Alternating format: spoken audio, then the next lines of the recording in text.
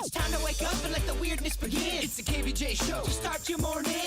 Kevin is the host, and his skin pigment is whiter than Casper the Ghost. Virginia sounds like this. Nickname Vicious Bee, so don't get her pissed. It's Jason, talks like a spaz, and he loves to talk about Bigfoot and stats. So get ready, here we go. You're listening to 97.9 with the KVJ Show.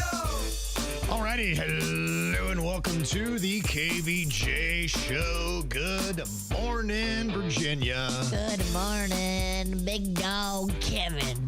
What's going on today, Bird? Big Bird. That's right. Big dog and big bird. That's right. And big V. Yeah. We got to work on that last. Yeah, I don't know if that's what a lady enjoys being called. Right there, Big V. Hey, how's it going? You immediately draw a lot of conclusions about that lady, don't you? She's definitely a trucker. Yeah. She don't take no S-bomb from nobody. No, she doesn't. Isn't that just you, just in general? Yeah, I was going to say, maybe it fits, actually. I think it's probably going. Big V. All right, let's lean in. There we are. I'll tell you that Sicilian oven looked very tasty on Jbird's video that he posted up last night. If you are not following KVJ Eats, you're missing out on all the good stuff. Yummy. I filmed a lot. I've been out of the game for a minute. I can tell I'm a little rusty when it comes to radio. I must have filmed 3 hours of footage. Well, you're Captain Crust. You're a little crusty. Yes, I can tell I'm getting back in the swing of things here. But yeah, I love that restaurant. I believe in it, and I think it's been a great experience.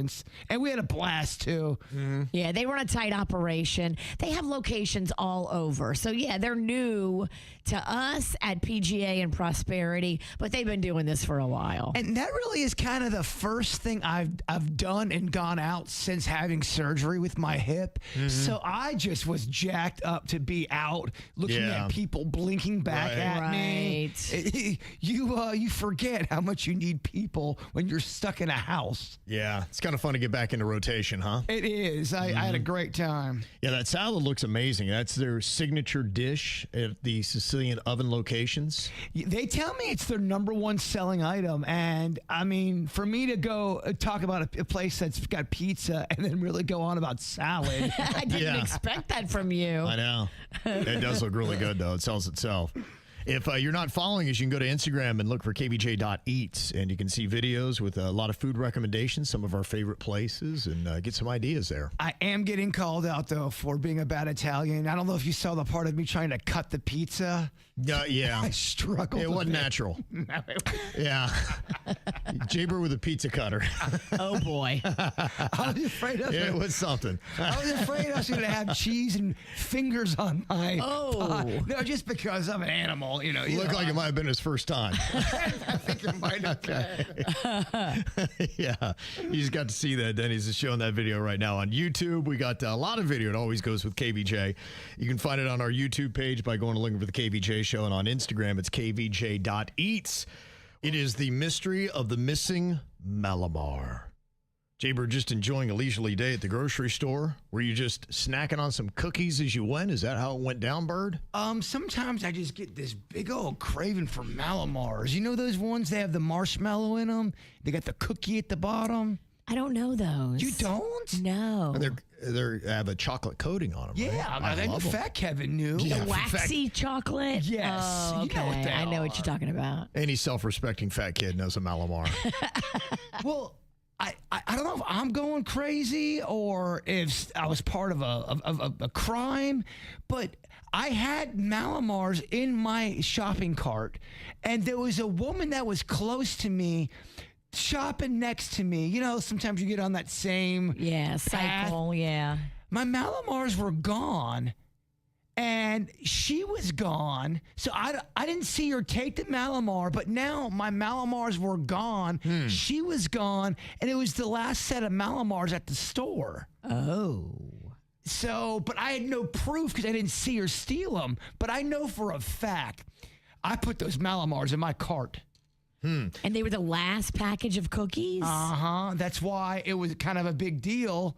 Did you go right to store security and demand to see the footage? No, because now I'm thinking, now I'm that guy up there. I think someone took my Mallomars, and I feel like an idiot.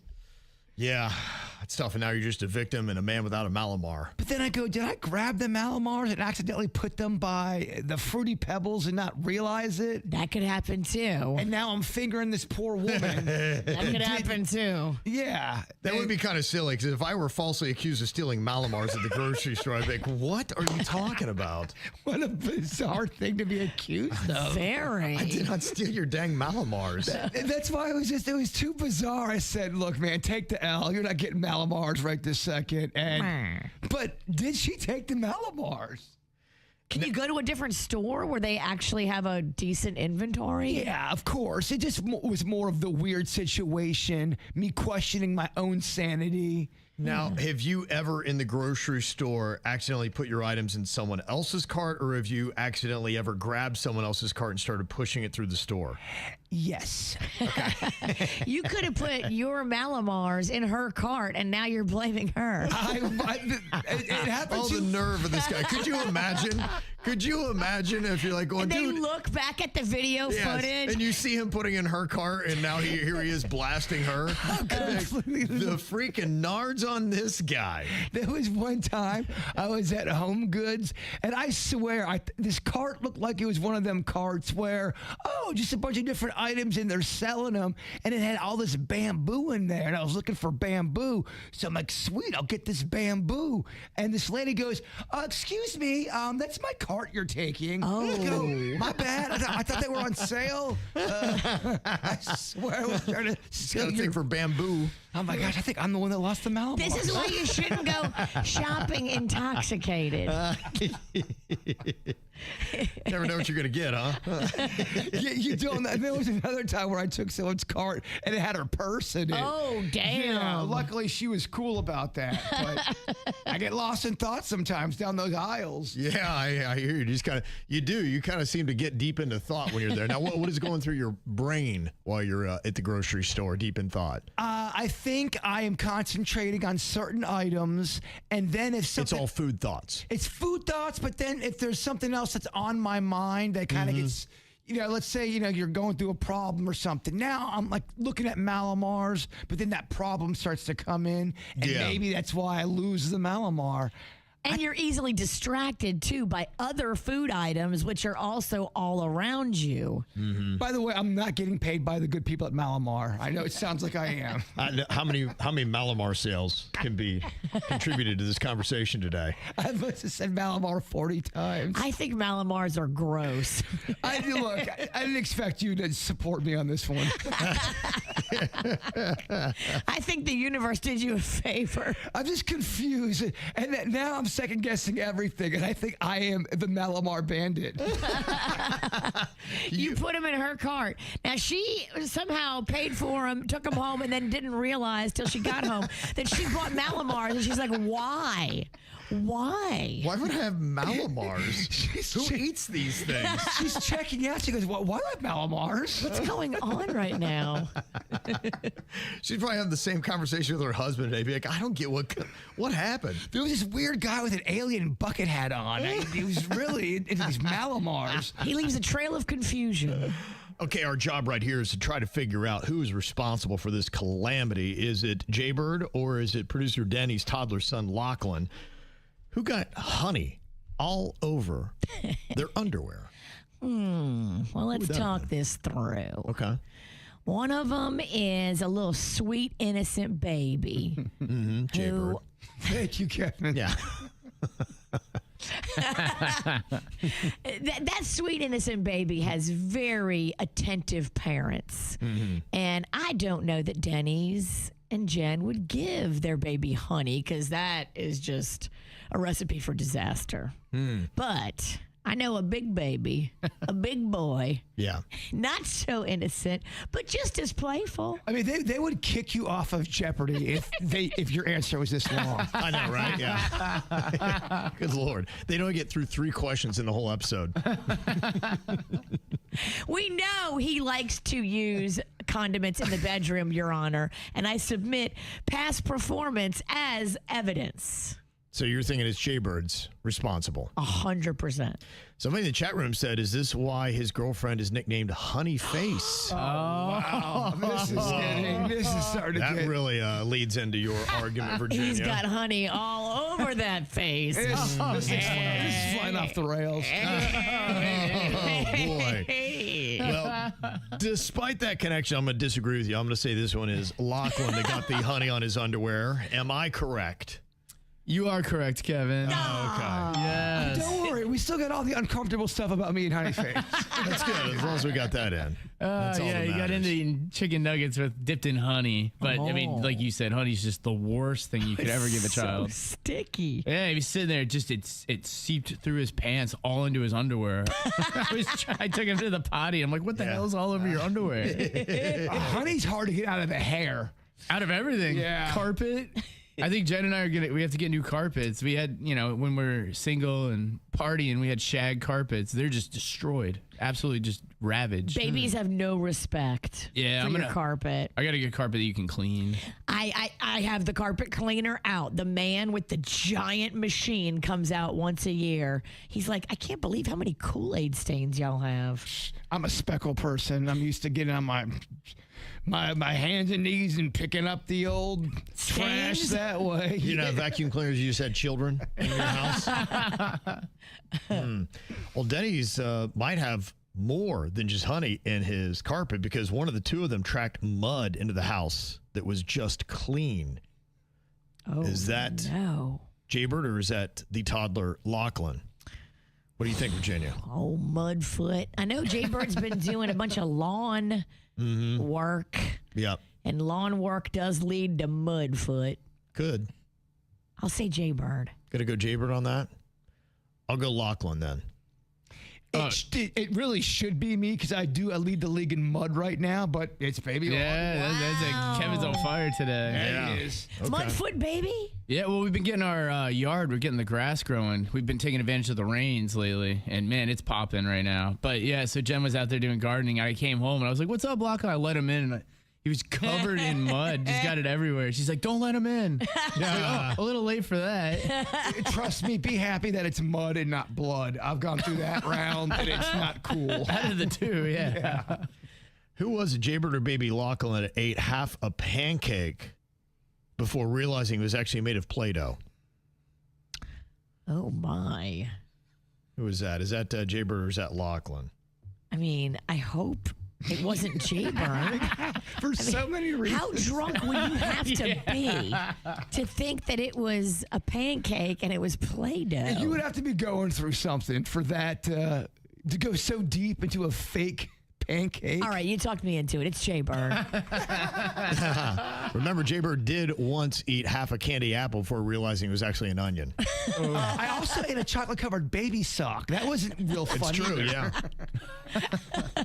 I'm going to say that one's Lochlan, though. Again, I'm going to go 3 in a row. Oh man, Kevin's on fire today. Wow. You can't stop him. Kevin is on fire. We got that cool. It's a press that you press, and you put Play-Doh in it, and you can make different shapes and food. So we got one that makes burgers, one that makes pancakes. Fun factory. Yeah, and he just went to town on one. I was like, "What are you eating, bud?" I'm like, "Is he eating Play-Doh?" I looked over back at Jen, and she's like, "He's eating it." I go, "I guess so." That's why they make it non-toxic. Yeah, non-toxic. He's not the first, and he won't be the last. Yum. Who dropped a new chocolate on their bare foot? Was that Jbird or baby Lochlan? Oh. A new chocolate cake. Allegedly. A brand new chocolate cake? I mean, even when it's not his birthday, we know the bird loves a big cake. Loves a big cake. Yeah. I am going to say that is Bird. Yeah, that's your new nickname, Big Cake. Big, I don't hate that. Big cake. I do not hate the nickname. Yo, Big What up, Cake. Big Cake? Big Cake's here. I kind of like that. All right. That's my boy, Big Cake. He may drop his cake, but that's Big Cake.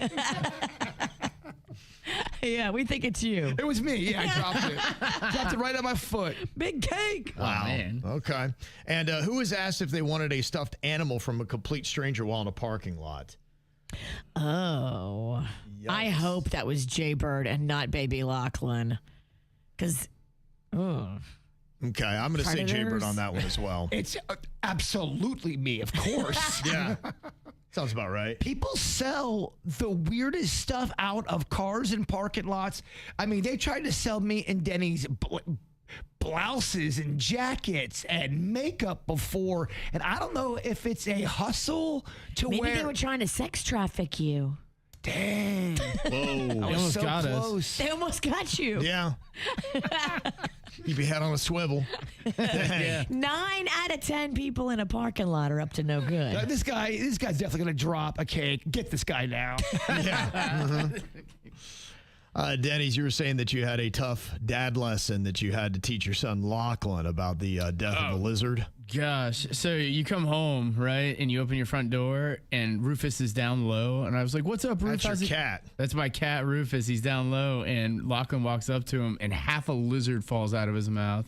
He brought a lizard in and was just eating it. Whoa. And Lochlan's like, what? And so I had to explain to him that, cats eat lizards. And if it gets in the house, Rufus might eat them. But it was... Well, how did he It take was that? half a lizard, just the legs and tail. Oh. There's like a spine sticking out. How did he Rufus. take it? I think he was a little bit shook at first that he didn't know it went down like that. But I was like, it's one of those hard lessons, Lochlan. This is what happens. Cats. Nature. This cats eating lizards. Yeah. Yeah, I remember when I found out what skeletons were. I'm still shook by it. So we took it outside. I threw it under some dirt and told him we buried it. Okay. It was a whole thing, but I just didn't really better know what about to it. do. I certainly wasn't expecting it. It was the first thing, you're carrying him into the house. I had to stop down and... It gets wild when your kids get older and they start observing just how cruel life can be, and you're there trying to massage the truth about. At least it wasn't like your pet lizard or Oh, my something. gosh. Like it was just a Yeah. random garden lizard. That's the good part. I just don't think he knew things could be cut in half. Something like that.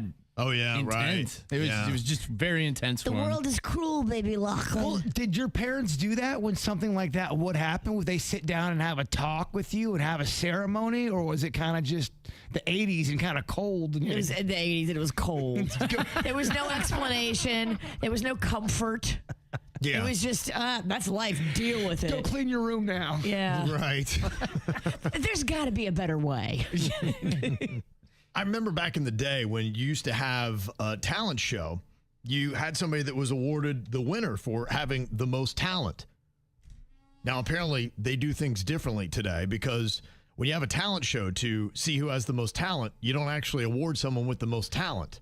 At least that's what Jbird's saying. You said your buddy has a kid who's 10, and they no longer give a winner to the talent shows. Yeah, I thought, and maybe I'm wrong, but I remember back in the day at school, you would do a talent show and there would be winners in their respective field, whether you were a singer or a dancer.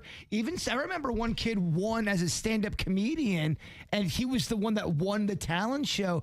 But now, according to my friend, nobody wins. Everyone, it's kind of like... It's an exhibition, not a competition. It's one of those things where no one's going to win it and we all get a trophy kind of a thing. And I wasn't sure. Is that the new way of going about these talent shows, or can you really win them still? It is kind of hard when you have, like, okay, a guy with a trumpet going up against a girl doing Right. a dance, going up against a guy doing a comedy set. Like, how do you judge those against each other? Like, I could see if they were all bands, like a battle of the bands, and you pick the best band. Well, even with your America's Got Talent, you've got magicians going against singers that are also tumblers, and you're going, well, how do you really say they're the number one spot there? They have a specific goal, so they're trying to pick somebody to have a Vegas act and put them on stage in Vegas, I think is the goal. Like, who would be the biggest draw? Yeah. I think it's good to put them into categories. That might help out as well, like they sometimes do, rather than just everybody's into the same pit. Because you're right, it's hard to judge because you just may prefer some guy that is riding a unicycle while playing the trombone, and you think that's amazing, where somebody's not impressed by that. They want somebody that's juggling cats, while playing the harp. So And then PETA shows up. They're like, you can't juggle those cats. exactly, yeah. I remember it was 7th grade, and a girl did the song Listen to Your Heart.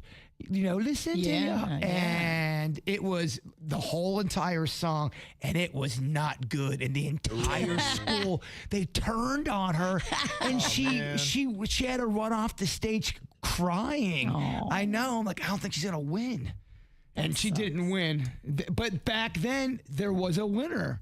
But at what price? Yeah, I think times change. And you know what? Let whoever's putting it together, let them put it together however they feel it's best for the whole student body and the competition. But if you asked that girl and said, okay, in that moment you were humiliated, everyone was laughing at you. Are you glad that happened to you because it made you resilient of other embarrassing moments, or is she going to say? She would say no, Jbird. Of course not. It was awful. I would never want it to happen. I've been in therapy for 30 years now. It was miserable. I wouldn't wish it on my worst enemy. Terrible. Yeah, to me, I don't mind exhibitions if that's what it is, or it's just a talent showcase and we're not doing a competition. To me, where I think it gets silly is if you have a sport and there's something where there's an obvious winner and we just don't allow that. But I'm okay with the exhibition. I think call it a talent showcase. That's a perfect name, Kevin. Talent showcase, not talent competition. Yeah. Okay. Well, that's apparently how they do it these days. Yeah, I like that better anyway. Yeah. I remember as a little kid, we used to have one in our school, and it was one of the coolest things. They used to do an air band competition, which I thought was awesome. It was called Rally in the Alley. And they would always have all these people would put on, they'd put up the costumes and they'd look like the artists. And I was like, that was kind of a fun little thing. That is fun. Bring that back. Did you ever do it? Were you ever part of it? No, I never did. I remember all the performances. They might have gotten rid of it by the time I got to high school, because I remember I was in probably junior high. And I was like, I can't wait to do that one day. And then they canceled it. Dang. Yeah. That's fun. Yeah. It seemed like I loved it. No, I missed my chance. Maybe I need to do my own Rally in the Alley then. Well, you've put events together before. You got to be careful when you say things like that, because that gets me jacked up. Rally in the Alley. I guess this guy's trying to be a better dad, but unfortunately his mood that he did made him more toxic. And we got the kid that is kind of speaking out here, looking for a little advice on how to deal with their dad's new attitude and new flex to parenting. Says, my dad recently joined an online group for quote unquote strong fathers, which sounded like a great thing at first, but the more he gets into it, the darker it feels. He now calls emotions weakness, refers to my mom as his quote dependent, and keeps quoting random guys on live streams like they're ancient philosophers. And the weirdest part, he used to be the softest, most supportive dad ever. Now dinner conversations, they feel like I'm being interviewed by a drill sergeant who just discovered podcasts. I don't know if this is just a phase or if I'm slowly losing the dad I grew up with. How do you pull somebody back from a mindset that makes them feel powerful, even if it's tearing the family apart? I really don't even feel like I know him anymore. I have seen this happen when people get obsessed with certain podcasts. I mean, there's all these kind of different podcasts. They got all these kind of philosophies out there. Yep.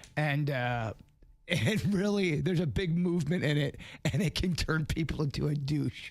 Yeah. I think probably it's just best for the kid to sit the dad down and kind of level with him. I know if any of my kids ever came to me and were just kind of pouring their heart out and being open and honest and vulnerable with me, and we're talking about something I was doing that was negatively impacting them, I can't tell you how hard that would hit me, and it would get my attention. I think you have to come, though, with like non-aggressive tone. You have to be like, Dad, your personality has changed and you're making me and the other members of the family sad. Do you see what we see? Why don't you toughen up, snowflake? Yeah, and as a parent, like I think you need to kind of be defensive of your kids and let them have a little bit of room to move and explore who they're going to be and try to figure themselves out. And, look, a lot of times those groups can be awesome, but sometimes you're right. They can be a little bit toxic. And I think there is a bit of a movement that is going on where some dudes are really trying to push back because they feel like masculinity's been threatened. And I do understand all the concerns that are out there and some of the examples that they give. But there's an artist, Maren Morris, and she was even kind of talking about this, said that over the weekend she was at a party, and she's got a kid that's kind of expressive, and it's a 6-year-old boy. And she said, yeah, my son likes to paint his nails and, do all this kind of stuff. And somebody at a party we were at said that he needs to toughen up. And so she kind of stepped in and just said, hey, no, I don't think that you need to tell kids that they need to toughen up. Sometimes you need to let them express themselves and be who they are, and realize that sometimes being open is actually a sign of emotional strength, not of an emotional weakness. Yeah, and if something makes you happy and it's not hurting anybody, we don't suppress that. We let them be them. Mm-hmm. Now, don't put a bunch of ideas in somebody else's head that they didn't come up with. Right. But if someone wants to have a certain way and go through life with a little whimsy, don't step on somebody's whimsy. And it does depend on what exactly are they saying when you are with your dad. Is it turning into over the top political talk? Is it just his whole vibe has changed? Is he being short with everybody? What's the main thing that's changed with him? Now, I think the one thing is the communication over some of the traditional gender roles, because Maren Morris is talking about our 6-year-old son. She said, look, he's into a mix of things, from baseball to musicals. He even enjoys painting his nails and making bracelets.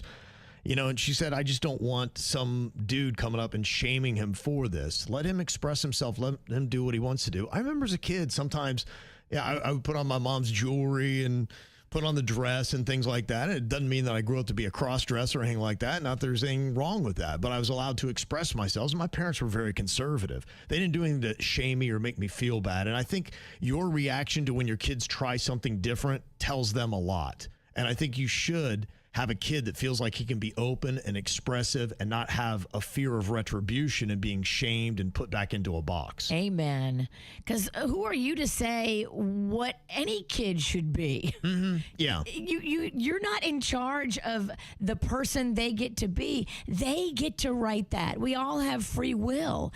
And as the best thing you can do as a parent is help them find what makes them happy and lean into their happiness. I also would just tell not only little kids, but adults especially, just be careful what kind of content you're constantly putting in your brain and in your thought process. Because I've seen it happen with people that I know where they go down a different avenue. And look, we all change, but I think some of the changes they might have made have not been for the better. If everybody in your family is sad, like this dad's family, like your changes are not good for your family because your whole family is sad now. It sounded like he was doing it right. And that might be the thing. Be like, Dad, you didn't need a group to help you be a great dad. You were a great dad. And now you got a group, and I think they're filling your head with some repressive thoughts. And we liked you when you're open and more accepting, and now you feel like you're less accepting, and that's not what we want out of a father. Yeah, break it down for him. Yeah. And maybe it requires multiple people to get together and come to him like an intervention style. Just don't come aggressive. Mm-hmm. Just come with kindness and love. I think we realize it's a problem. I think we realize we need to do something about it. And yesterday there were a couple stories that kind of exemplify these issues that happen with e-bikes here in South Florida.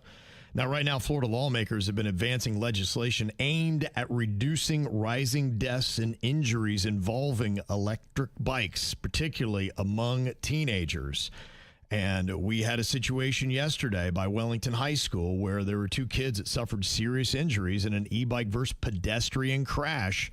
And they were airlifted to a trauma center because of it. Oh, no. And it happened around 4:40 p.m. at the intersection of Greenview Shores Boulevard and Meadow Avenue. Both injured individuals were children, 15 or younger.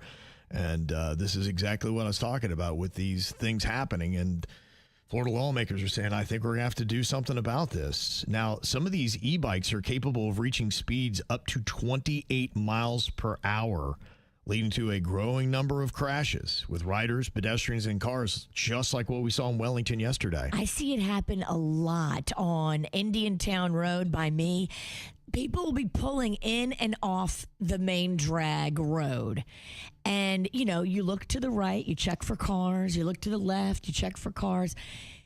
Before you can turn back to the right, a person on an e-bike on the sidewalk is already in front of your car. Right. And you didn't even see them coming because they came so fast out of nowhere. Maybe they just turned a corner. Right. And it's alarming how many times it's happened to me, and I've seen it happen to other drivers where there was almost an accident because they're on the sidewalk and they're coming out of nowhere. They just don't really fit anywhere.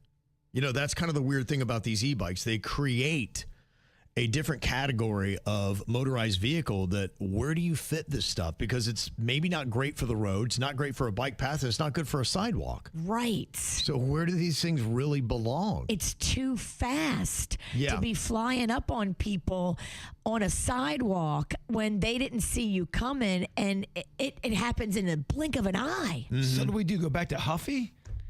I think we got to get roller skates. I don't hate that idea either. Put them on roller skates, Jbird.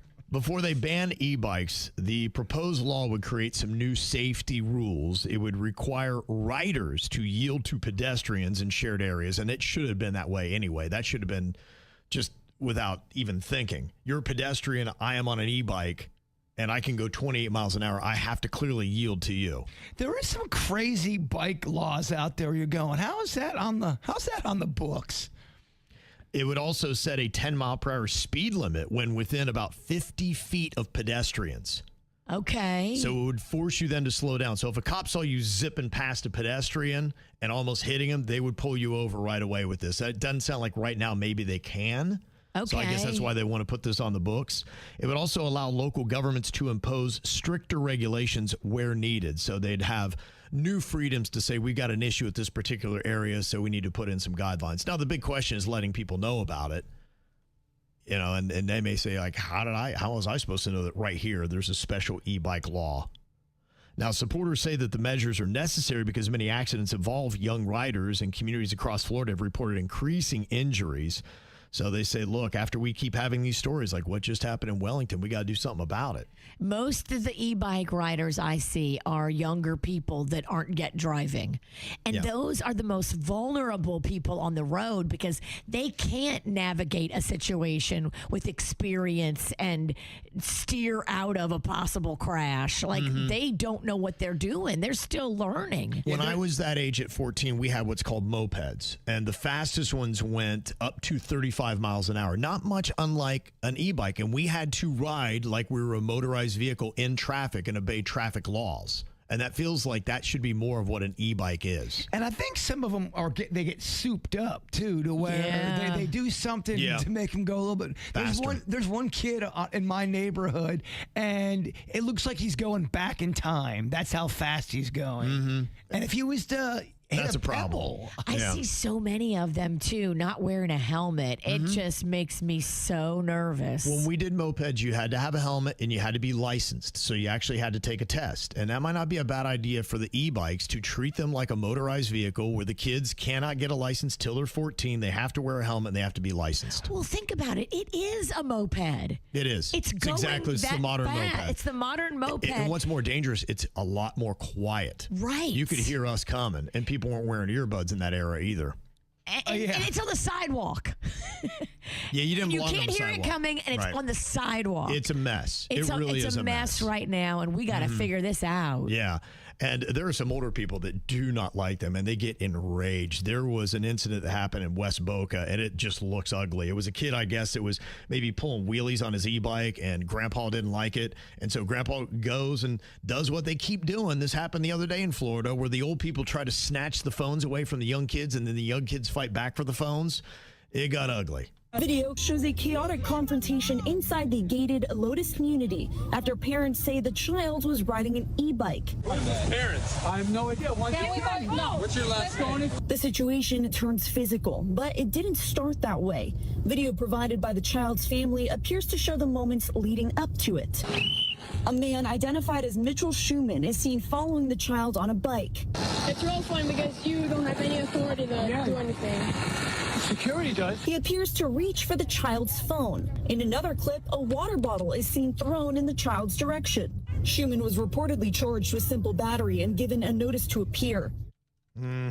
That's a crazy situation too, because let's say the kid, and he didn't, but let's say the kid hit the older guy first. I think that's a felony if you hit somebody that's after a certain age. So it's just a mess, man. It really is. And you don't know like what was happening in the moments before we saw this. Like, because I know like sometimes up by us in Abacoa, you'll have packs of kids on e-bikes. Like children of the corn style. And there'll be like 6 or 7 of them. And they will roll up on pedestrians and they will scream profanities and they will try to intimidate groups of people just walking. I've seen that too. So like what's you don't know what happened before that old man got mad. Yeah, Kev, what's my move of all of a sudden 7 kids with these bikes, they surround me. I have nowhere to go. I think you don't fight them.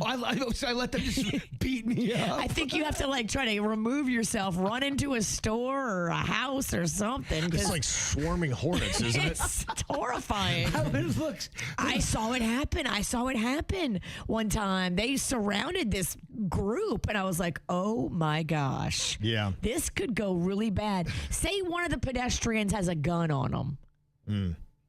Imagine how that could go. Sure. Yeah. I mean, we see crazy every single day. The e-bikes are unchecked right now. They need to be checked. And I asked, should e-bikes have to ride on the road? 58% say yes.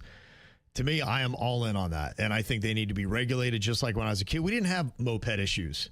We really didn't. The kids because were it was licensed. like a motorcycle. You wore a helmet and you drove on the road with the other traffic. Well, you also you wore a mullet along with the helmet. That's right, baby.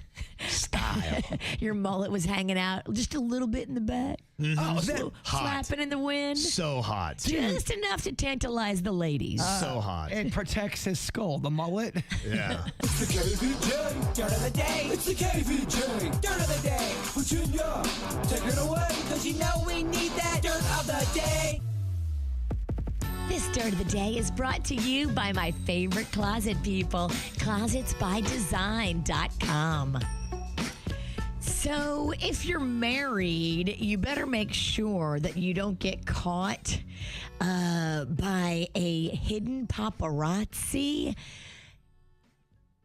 who catches you at an Arizona resort hugging, snuggling, and holding hands with a woman that's not your wife because, yeah, the pictures are everywhere this morning. The head coach of the New England Patriots, how's his name said? Mike Vrabel? Mike Vrabel is his name. Vrabel. He's in a little bit of hot water because they're like, wait a minute, that's not his wife. Yeah. And then they looked into her and they're like, oh, wait a minute. She's married too to some dude. She's an NFL reporter, right? Oh no. Yeah. Oh no, this is messy. So are they all in cahoots together, knowing that is this the deal they're doing with each other? I don't think that they thought anybody was going to photograph them. No, they're in Sedona, Arizona. I guess they thought it was, one of those places where you wouldn't see paparazzi and things wouldn't happen. And it looks too chummy. Now, they might be able to explain it away, but to me, I don't think any wife or husband would be happy to see their partner in the same kind of situation that they were in. Yeah, let's recreate these photos with like Kevin and anybody else and see how your wife, the Mexican queen, would feel about it. I mean, she would have your head on a platter. And I think any spouse should. You're putting yourself, at the very least, even if nothing happened, don't be an idiot and put yourself in a really terrible situation because it looks like you're cheating. If you really care about our marriage, then you're not going to put yourself in that situation. Or maybe they don't care. People know. That's all I'm saying. Yeah, maybe. It's possible. Who knows? Maybe they'll find out that they're both getting divorced. And right. It's they were happened already separated or something. Right. But could be. But yeah, it doesn't look like the position two married people should be in. We've seen this before. You remember Ronnie from the Jersey Shore?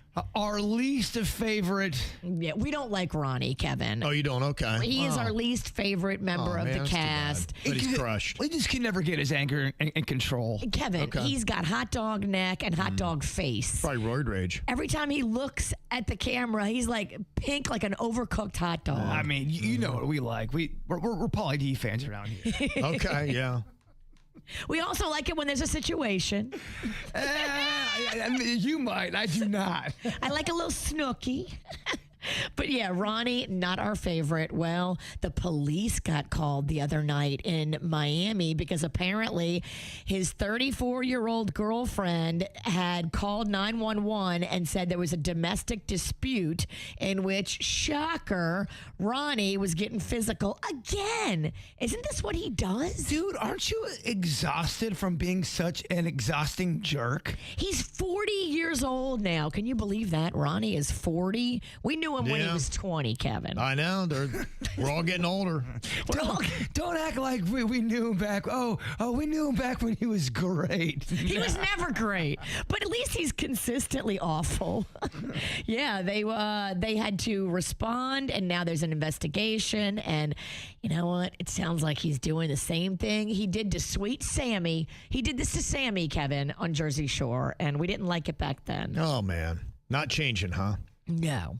And finally here, Paris Jackson is escalating her legal fight over Michael Jackson's estate and now accusing the executors of his estate of bullying her and belittling her and mocking her. She says, look, I'm just asking questions about the way you guys are spending my inheritance. Large sums of money are being moved here and moved there. And the executors are like, oh, no, she doesn't know what she's talking about. She's just a dumb little girl. She doesn't understand how Hollywood works. And they're mocking and belittling her. And so now she is filing more papers through her legal team saying that they are mismanaging Michael Jackson's money and estate. I think he was even saying that back when he was alive. Yeah, he was saying that. It's crazy. How are they still managing the state if Michael had problems with them? Yeah, I haven't done a deep dive into the inner workings of that crazy family, but there's a lot of stuff there. It's wild. It's questionable. There's exactly. a lot to unpack. A lot. Will we ever know the truth, or will John Branca and John McClane, the two Johns, the executors, keep handling this money? Can Paris find somebody? Can somebody else take control of the money that she hires? Why do these guys get to keep it forever when everybody in the family, including Michael, had beef with them? There's only one John McClane I trust. Die Hard? Die Hard, baby. This is a different guy. And that's what's going on in your dirt. I remember when I was in high school, I just lived off of BSing. I was not doing my schoolwork, and I was just trying to fib my way and fake it through every single class I was in. In fact, I was awarded the biggest BSer in the senior class. That was the only skill set that I had because I never did anything, but teachers were like going, I don't know. And you just could confuse them enough to be like, I don't know. Does he actually know what he's talking about? I can't tell.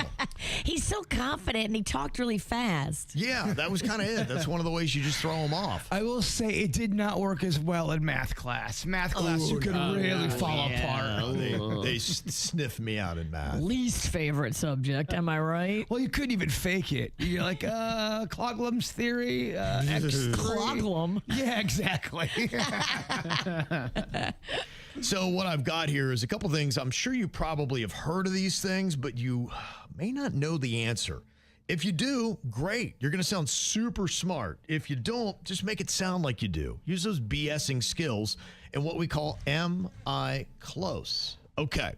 Virginia, the first thing I'd like for you to tell the class here today is, can you tell me, where does the term turning a blind eye originate? How do we get that? Okay, so turning a blind eye is back from the 18th century. Okay. And if there was like a guy in your neighborhood, in the village, and he had a blind eye, then that dude, you know, he didn't really notice a lot of stuff. And then so he was a peaceful, lovely, sweet man to everybody. Okay. No beef, beefless. Right. Because he had no eye. And they tell you, be like him, be beefless, and pretend like you ain't got no eye. Was it one particular guy, or did every village have an eyeless man? Every village had an eyeless man. Oh, it was just part of the thing. Be like, all right, who's going to be the eyeless guy? Be like, oh, man. If you got two eyes and they vote you the eyeless guy, guess what? Oh, that's tough. Yeah. Wow. I didn't realize that. It's an island. Never mind. Are you trying to steal my thunder? Nah, I'm sorry. That was your time to shine. Okay, Jbird, got a question for you here in Am I Close? Who is the every Tom, Dick, and Harry refer to? How do we get to that? You hear that every Tom, Dick, and Harry? Where'd that come from? It was actually the most popular names back in the 1700s. That's why people would always say Tom, Dick, or Harry. And it got to a point, it led to so much confusion. That's why you started seeing other names like a Hank, like a Jorge, because confusion led to murder. Confusion led to murder. That's part 2 of my bread talk. Okay. And Denny's, can you tell me, where does the term knock on wood originate? Well, so a long time ago, before humans, there was a species of creatures that were made entirely of wood, and they eventually just stopped walking and became trees. And the shamans of that time frame knew of these people, knew of the people of the past, and that they possessed a lucky quality to them. So if you were trying to borrow luck from the past civilizations, you would go and just knock on them to acknowledge it, and you would absorb some of that luck from them. It's just been passed down. Tree people. Tree people. All right. Shaman. Okay, you heard 3 different answers. Who did their best job of BSing their way through it because they didn't do their homework and were not prepared for class? I think you sent me to the principal. Yeah, that kid's troubled. Murder. Confusion and murder. Confusion leads to murder. Yeah, we got to send him to the counselor. Yes.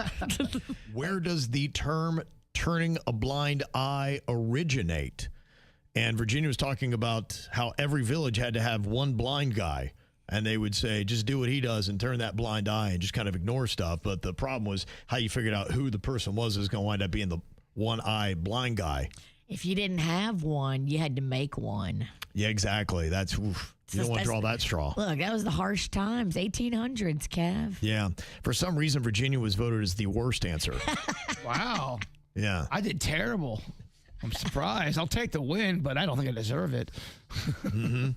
Now, what this is, turning a blind eye, the phrase dates back, you're almost right on the time, to 1698. It appeared as part of a longer expression, turn the deaf ear and the blind eye. It used to be in religious writings that would happen. In fact, there was a minister, Horatio Nelson, that was linked to this. He allegedly also ignored an order during the 1801 Battle of Copenhagen by putting a telescope to his blind eye, claiming he couldn't see the signal. And like, well, dude, how are you supposed to see it anyway? That's the eye you can't see out of. So it's all because of the British naval commander Horatio Nelson that we have the term blind eye. Yes, that's right. Horatio Nelson. Horatio Nelson, yes. I'll commit that one to memory. Jbird had the second best answer on every Tom, Dick, and Harry and where that came from, and he wasn't really that far off. It was just a phrase meaning any ordinary or random person dating back to the 17th century. A lot of these things come from that era. I think I had the people for about 25 seconds, and then I think I lost them with murder. Yeah. Confusion leads to murder. The people wanted to go with you until murder. Yeah, look, talking for longer than 30 seconds is hard. But they say that this happens in a lot of different languages, but they use different names. So you're right. If you said it in Mexico, maybe you'd be like Jose and Juan. You'd be using those names instead of Tom, Dick, and Harry. Got it. And then the knock on wood, Denny's was voted as having the best answer, almost half of all the votes. And he had talked about these wood people. It does date back to pagan cultures, kind of like the Celts back in the day. They believed spirits lived in trees, so knocking on wood was a way to ask for protection or to avoid evil. It may also come from touching wooden religious objects like the cross or even a children's game called Tiggy Touchwood, where wood meant safety. Tiggy Touchwood sounds like a profile handle for a pedophile. Doesn't it? Hey, Kids, kid. do not follow Tiggy Touchwood. Ever. Ever. Look who's got candy for you. It's Tiggy Touchwood. Yeah, we need to lock him up. He has a van. I know it's olden times, but somehow he has a van. He so has a van. No windows in the back either. I actually really love that game. I'm not good at it, but it's so fun. Okay, we all got them. What are your random strong opinions that you have? Text them into us, 877-979-WRMF, 877-979-9763. One person's very upset, and they say there is absolutely no reason that in the year 2026 that we do not have a Ziploc type bag on all cereals. What even is this? Yeah, that's a really good point. You really can feel the arthritis kick in when you're trying to open up a bag of Fruity Pebbles. Yeah, I do wonder what that is all about. I can only imagine its cost because I'm sure someone's brought it to their attention and they've looked at it and they said, yeah, that is a great idea, but it would be, I don't know, 20 cents a box, and already the price points are out of control when it comes to cereal. Have you ever done it where you're just so hungry like a beast and you rip it open and all the cereal flies out everywhere on the ground? I watched my kid do that the other day, and I was horrified. Yeah, I got to get better at opening things. I do have a bear type tactic. Opening packages is not a strength. I've seen people horrified when I open something up. Yeah, you and Rocco kind of do it the same. One text says, this is April, and my husband and I argue all the time about this. My stance is Biscoff is better than Nutella, hands down. Nope. Sorry. Disagree. I'm sorry. Nutella's king for me. I think I like Biscoff better than Nutella.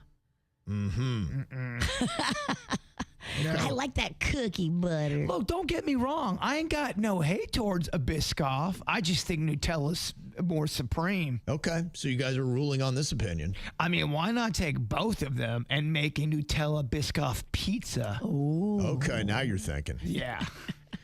This person's random strong opinion says, if I have to pay for canceling a doctor's appointment within 24 hours, then you have to give me a discount if the appointment starts more than 15 minutes late. I love that. Good luck with that. But I hear you. I think it's great. It should be. We should demand it. And be like, all right, this is going to work both ways. If it's all about respecting your time, you got to respect my time. And if the penalty is going to be money, then we both have our own little penalty. You're making me remember and remind me of something that I don't like. You ever have that where you make an appointment with a company or something and you have to work because, I don't know, it's a Monday or a Tuesday, and they'll tell you, we'll be there from any time from 10 a.m. to 6 p.m. You're going, I work and I don't know when you're coming. So what are you supposed to do on that? It's a large window. It's a large window. And then they'll call you out of the blue as if you're supposed to be there at 3:30. I'm like, no, I'm getting a sandwich right now. This person's random strong opinion, they say the express lanes on I-95 are a waste of money. They cause more traffic when people get off the express lanes and merging into the regular lanes. So get rid of the barriers, raise money by increasing my taxes. Don't think I agree with that. I don't know if I understand that completely. Well, they don't have the express lanes too much where you are, Virginia. Right. It's more of kind of a Boca South type of thing. You do have to know like how long you've got. It's about a 3 to 4 mile stretch. There's 3 exits per each one, and you do have to get off. That's the worst thing is if you get off there and you don't realize you snooze and you stay on the express lane, you're zipping right by your exit, and it might be by 3. Oh. Yeah, so that is a tough one. I don't know that they are a waste of money. I mean, you can save a little bit of time, and what they do is they charge people a bit extra. So I think they're saying get rid of them and just charge more for taxes, which to me, no. If you want the convenience and you want to save a little bit of time on the highway, you should pay extra for that. I'm actually okay with them. I'm just saying, some of these digital boards on the side of the road, when you throw a picture of a hoagie as you're driving down I-95, some people might be distracted by that. That's all I'm saying. So no food advertising then with the actual food. I'm driving down and all of a sudden there's this hoagie being thrown at me. Of course I'm going to look at that. If I'm looking at the hoagie, I'm not looking at the road. It's not like a hot lady at Scarlett's. It's a hoagie. Yeah. Okay. I gotcha. This person's random strong opinion. They said every can of Pringles that I opened for the past 2 years is stale. The chips are stale even though they have the cover on them. I feel like they're 20 years old. Anybody else experiencing this? I am a man who loves Pringles, and Pringles have been disappointing me lately. It's not a real chip. Stop buying Pringles. It's just they talk about shrinkflation. They are one of your top offenders when it comes to really cutting down on the product you're getting. You open it up a tube, you're getting half of a tube now. And one person on why they don't have the Ziploc bags on the cereal is because they want it to go stale, so you wind up buying more. Dang. Man, even in the chip community, They know what they're doing. The cereal community. So cereal community, I'm sorry. It's all very emotional. Your bandana is on too tight, Crips. Yeah, I know. It does kind of hurt. Some of the other random strong opinions we have. This one says pizzas should be square. Square box, square slices, square pizza. Look, I'm not here to get into a pizza war with anybody. I think you can have a circle. I think you can have a square. Let's bring people. Let's bring the pizza together. That's the goal, right? My son Rocco, he has a big problem with square pizza. Like, he won't eat it. He's like, no. That breaks all the rules. I think his OCD kicks in, and he's like, no. That breaks all the rules. It's got to be triangular. It's got to be like the traditional slice. Like, he can't do it. Well, there is a lot of thick pizza like that. I know, the Sicilian. And it does, depending on who does it, because you can still get like a flatbread type of that's sort of like that, but then there's some Sicilian that is so thick, it's a lot of dough, and maybe he's getting a little thrown off by that. Maybe. I got to sit down and talk with him. You do. You and him are on the same level with pizza. It is a passion. We'll have a pizza therapy session. And this person said toast done on the grill is superior to toast done in a toaster. Do you agree with that random strong opinion? Toast on the grill? Is superior to toast done in a toaster.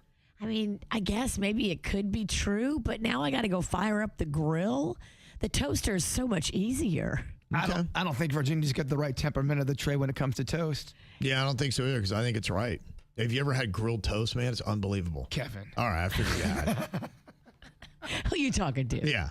I think one of the best parts of owning dogs is the routine, and it may be other animals that do this as well. I've just always been a dog person, so I don't know. But I know every single day I kind of look forward to the routines. I get home and I have my lunch, and then Coco, our Pomeranian, she expects me to put the container that I've gotten the food out of from Ideal Nutrition on the floor so that she can lick it clean. And then right after that, she wants to go potty.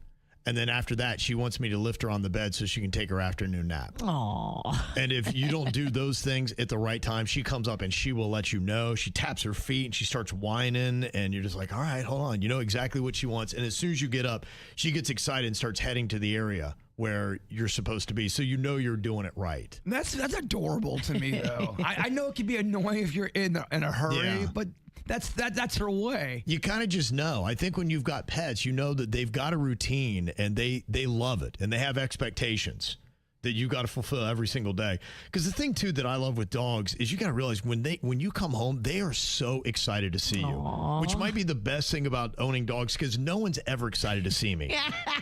And so, like, oh, here he comes. I know, it's always like, oh gosh. But when I get home, the dog's like, hey, we like you, man. You're kind of cool. You're like, this is great. I never get this kind of reception anywhere. Especially if a dog is very lovable and affectionate. It really is awesome when they'll just lay on you as you're snuggling with them. One person said, yeah, when I get home from work, my two dogs follow me into my room. They watch me get undressed. Hey, now. One dog then goes and gets the stick, the big rubber stick that I bought, and I got to drop. Then they drop it at my feet, and then that means it's go time. We go out and throw the stick for like 20 minutes every single day. Yeah, they love doing that kind of stuff. Yeah, somebody said, here's my routine: 5:30 a.m. Dog, cats all in the bed playing. Time to go eat. Go out to pee.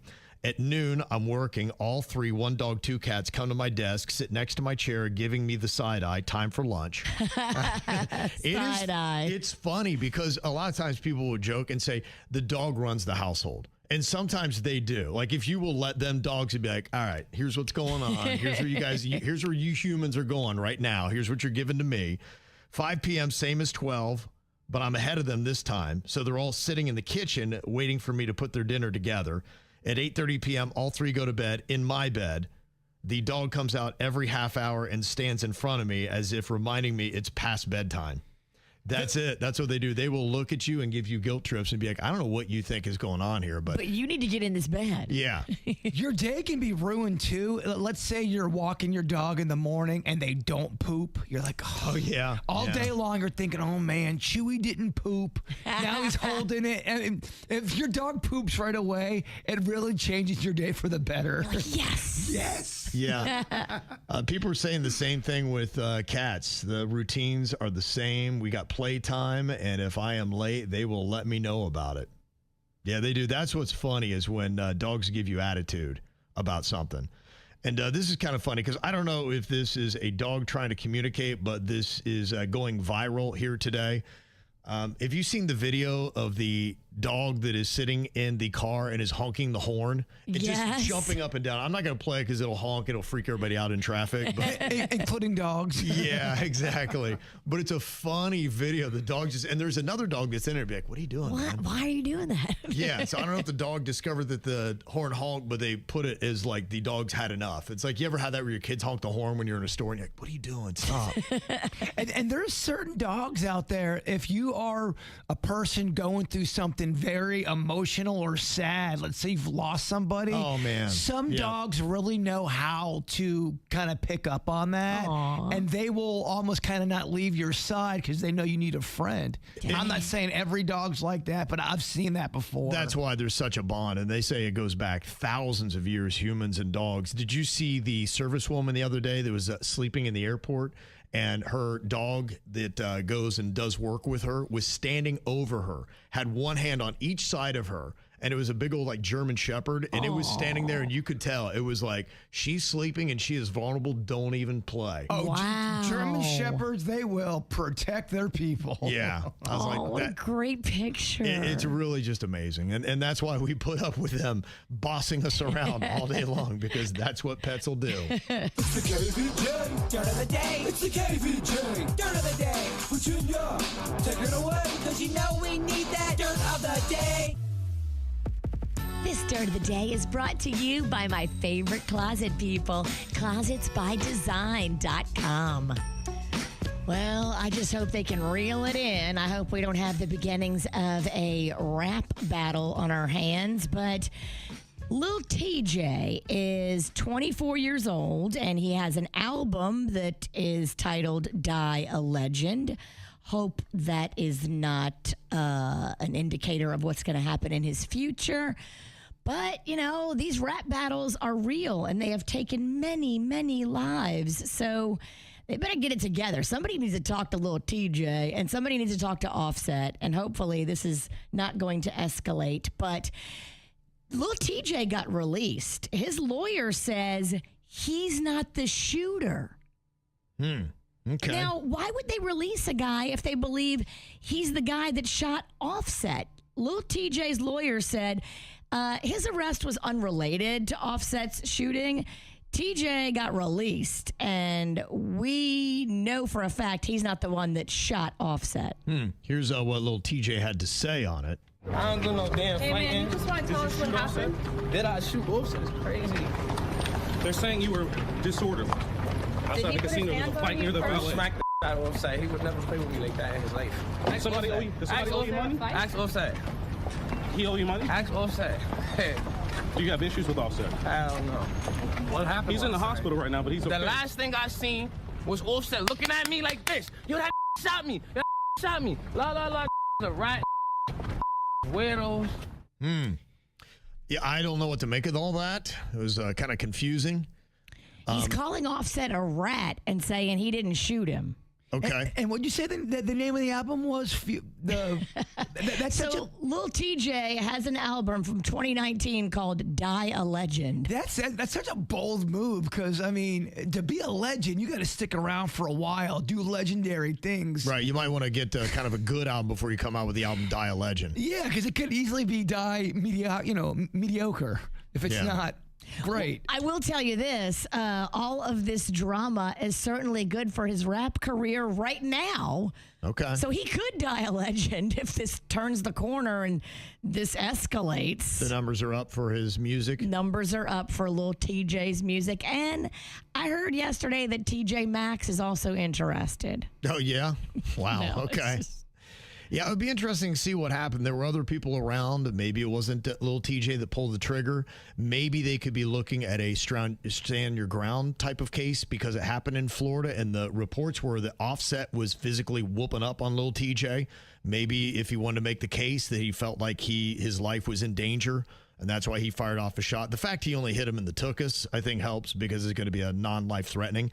And there are reports out as well, and it might jive, saying that Offset has a serious gambling problem and that he is hitting people up for money because he is blowing through his cash. And like I had said, my son's friends have run into him at the Hard Rock on several occasions, so he's there a good bit.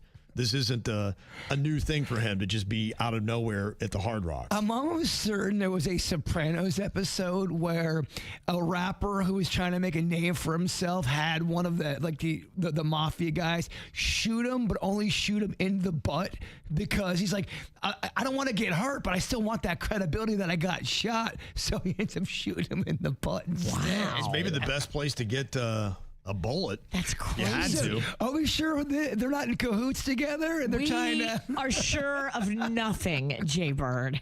I don't know anything. Because, I mean, it's a butt injury. It's the one place you do want to get shot if you're going to get shot. No? You're right. You're right. Well, what was it like on the set of the Today Show? You know, Savannah Guthrie did return to work, but there were some specific rules that all the Today Show staffers had to follow. So nobody in the whole building was allowed to even mention Savannah's mother. And nobody was even allowed to say welcome back or anything like that, or we missed you, or are you okay? They were supposed to act like it was just a normal day and be like, hi, and keep it moving. Mm-hmm. Yeah, it's an interesting request, but, you know, at the same time, considering what she's been through, I could understand them just saying, hey, can we just try to, this would mean a lot to her to not feel awkward. She just wants to get back into a groove again, and she's well aware of what's going on. Can we just let this be an escape for her? And she's trying to compartmentalize the pain, and she wants to go back to work, and she wants to not be reminded of it every minute, so she starts crying. Yeah. I do get that. I do as well. I mean, I don't know that it'd be like, oh, if you do, you're gone kind of thing. But It's just a weird story to me. You don't think they should have done that? Just the whole thing's bizarre, and what makes me find this whole story bizarre, and I don't hear a lot of people talking about it, but that audio book she did, that's weird stuff, man. And I don't know. Something seems off to me. I'm not saying she's doing anything nefarious, but this doesn't seem like a normal case. It is weird. It's not a normal case, no doubt. No, it is very bizarre. Nothing about it's normal.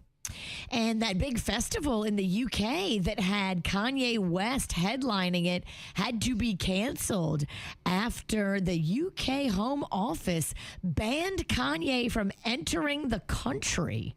What? They said he could not go to London for this show that was supposed to happen. All tickets will be refunded. And yeah. Mm-hmm.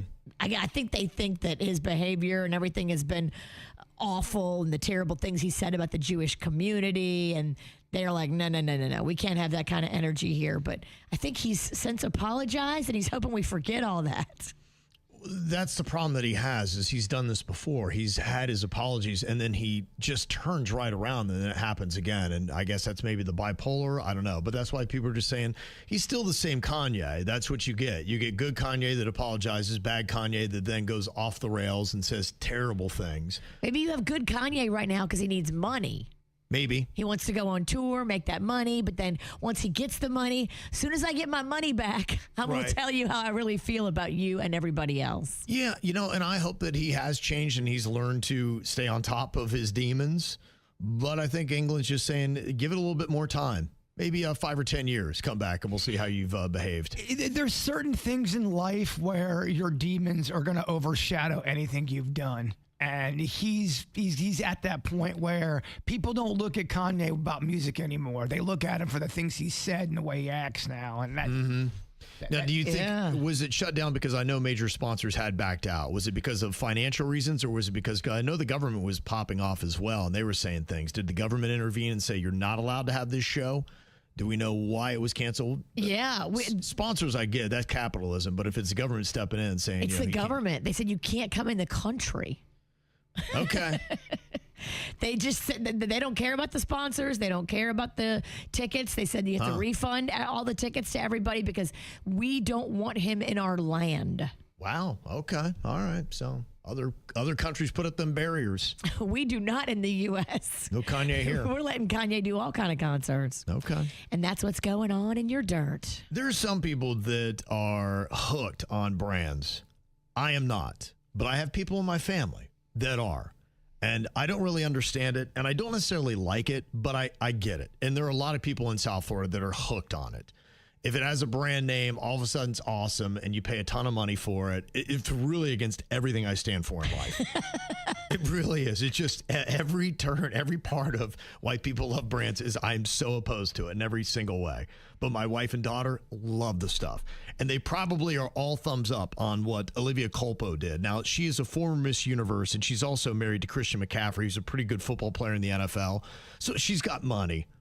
But she went out and she got her little baby girl these Louboutin shoes, which I guess are like, very fancy. The mini Louboutin that had the red bottoms. Yes. My wife is so impressed. Whenever she sees the red bottoms, she's just like, oh my, it elevates somebody's status immediately, which again is something I'm completely opposed to that concept. $325 she bought for her little baby girl. For baby shoes? Yeah.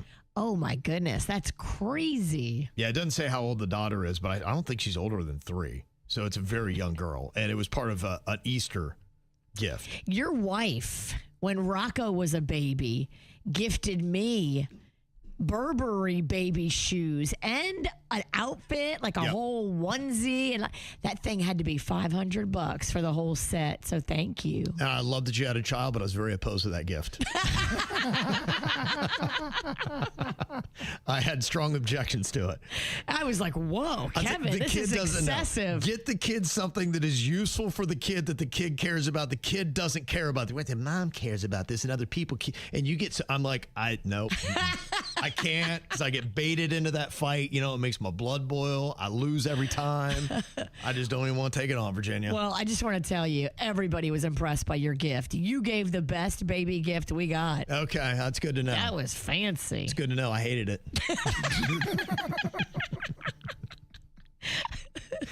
So people, they get pretty crazy when it comes to the labels. And we got an email here. And this is why I don't like putting so much importance on labels.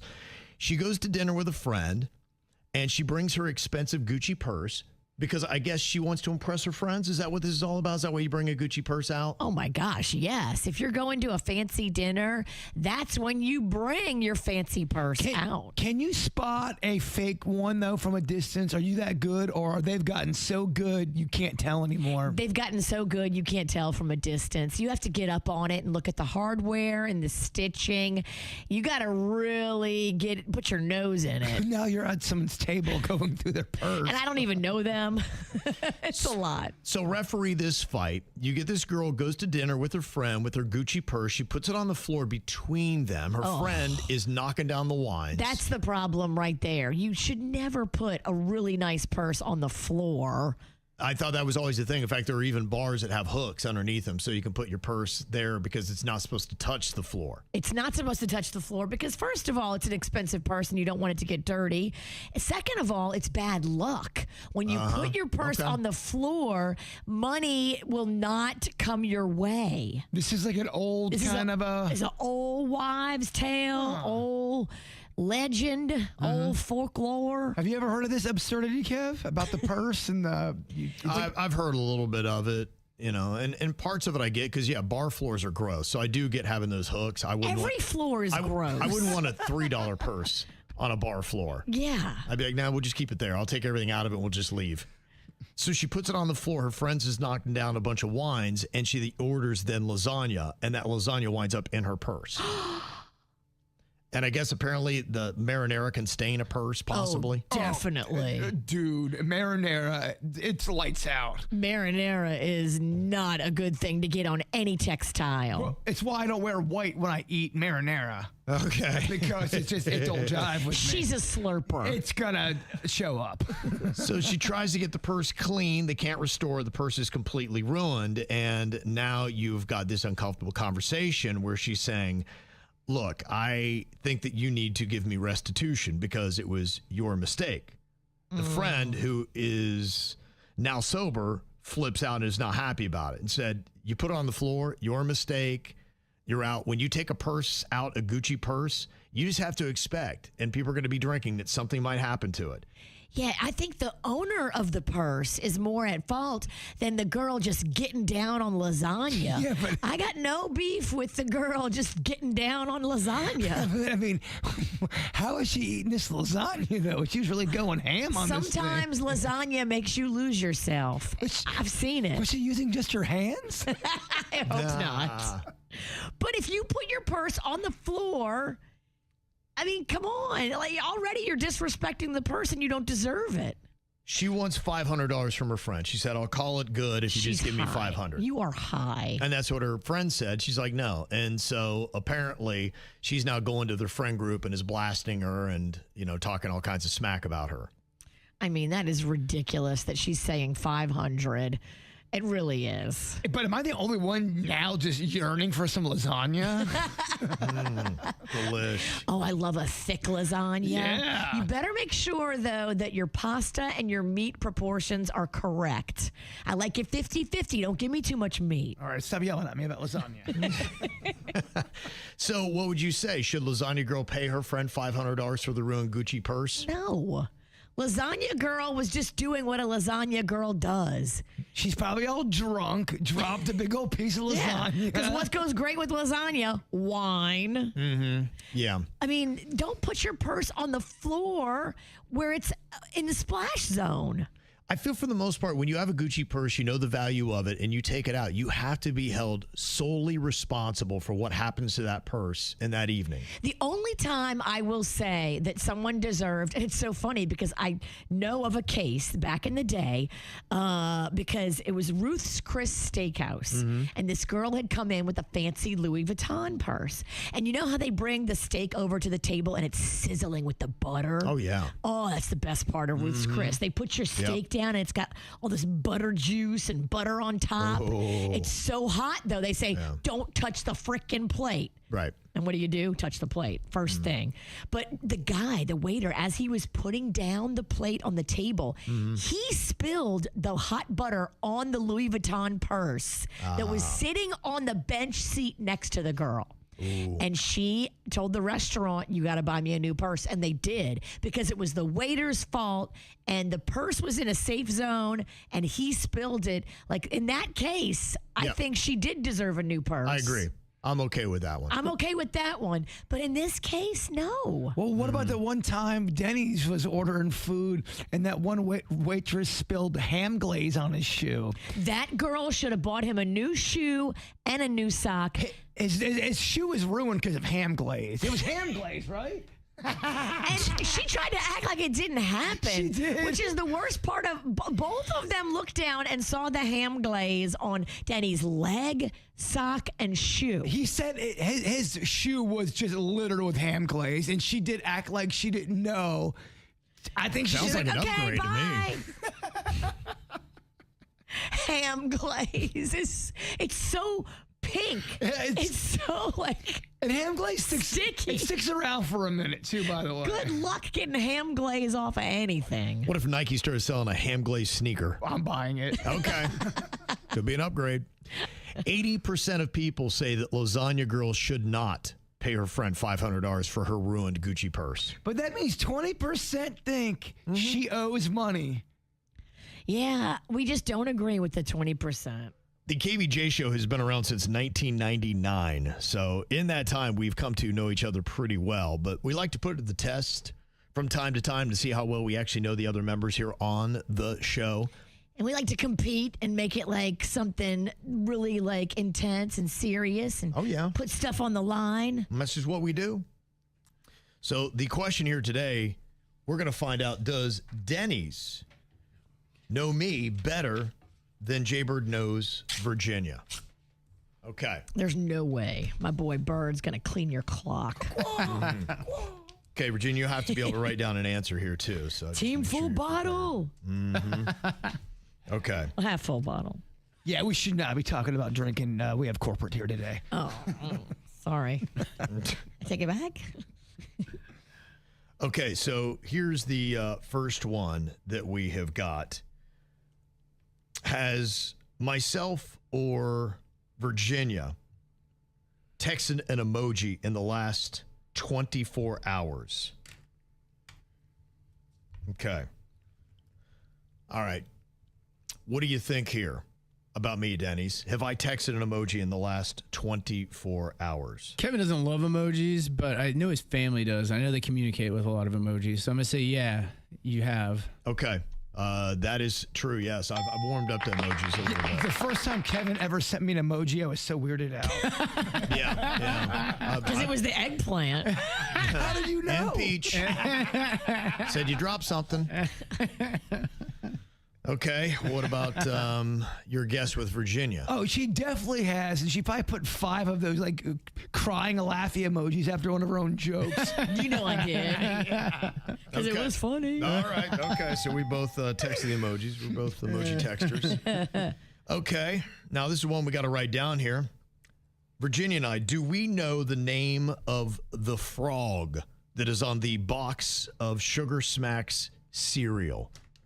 Do we know that frog's name? Virginia, I will give you 3 seconds to write it down. Done. Bird, does she know? Does she get it correct? I would bet my face on it. Okay. What did you write down, Virginia? Only talk about dig 'em I'm talking about, yeah. in your face. Yeah. Suck it. Kind of an overrated cereal.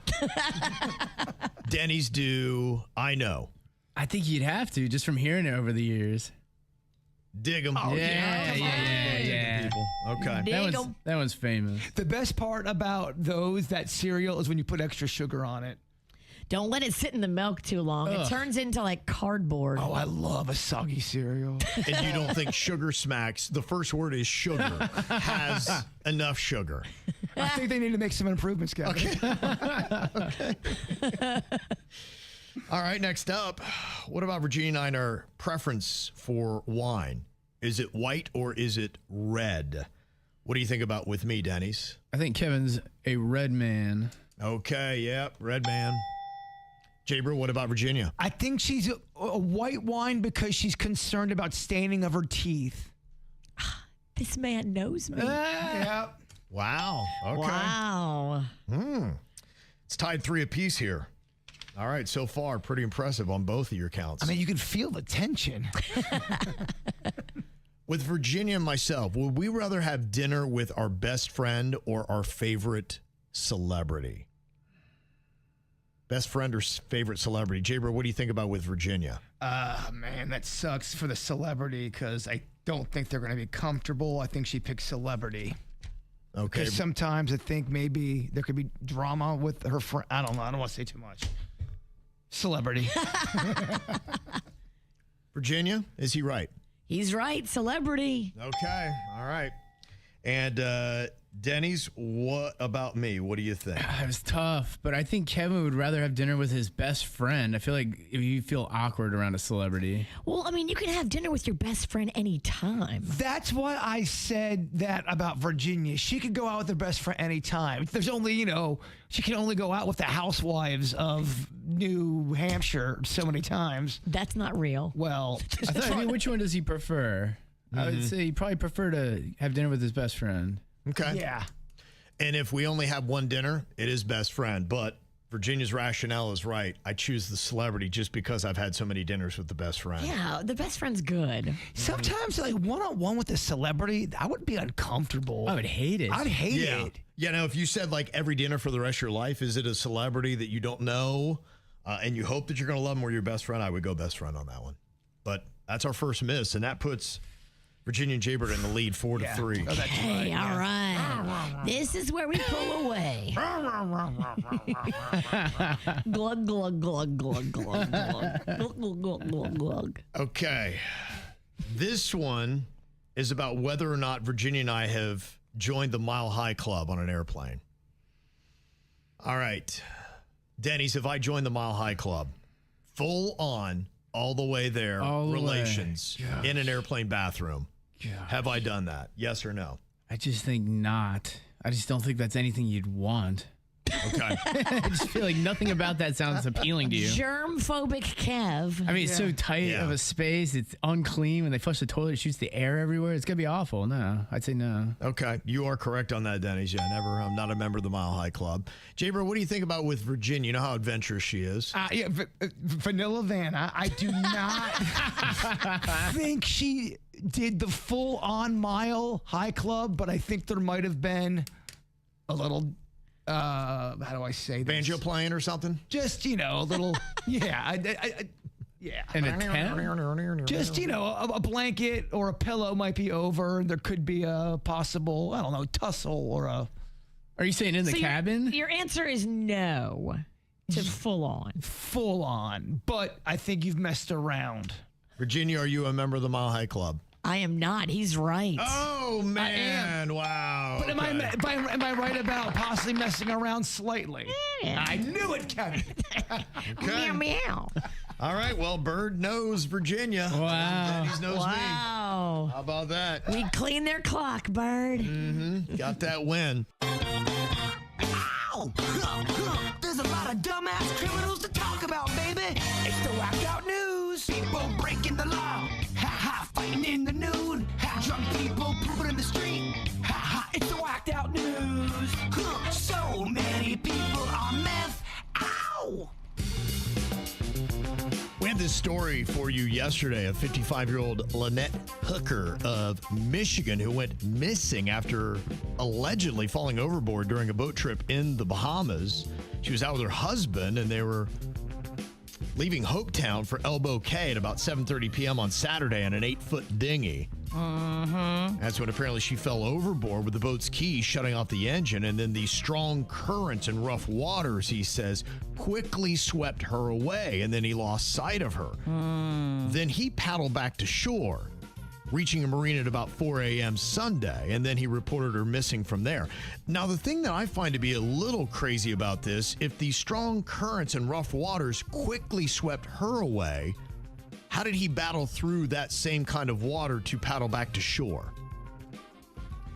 There is some questions being raised about this now, including questions from Lynette's daughter. Yeah. How was their relationship? That's what she speaks to here. We're pretty distraught that this is even happening. I'm still in shock. Like, it's just surreal. Lynette's daughter, Carly Aylesworth, tonight revealing her mom and stepdad had a volatile history, describing him as monotone when he called to tell her the news. They have history of not getting along, especially when they drink. According to police, the couple set out Saturday around 7:30 p.m. on an 8-foot dinghy.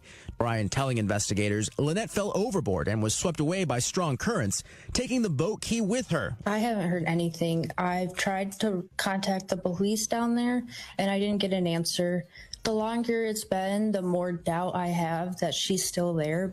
NBC News has reached out to Brian Hooker multiple times, but has not heard back. So they went onto the street and they saw him and they asked him there. They say it's your final chance to get your side of the story.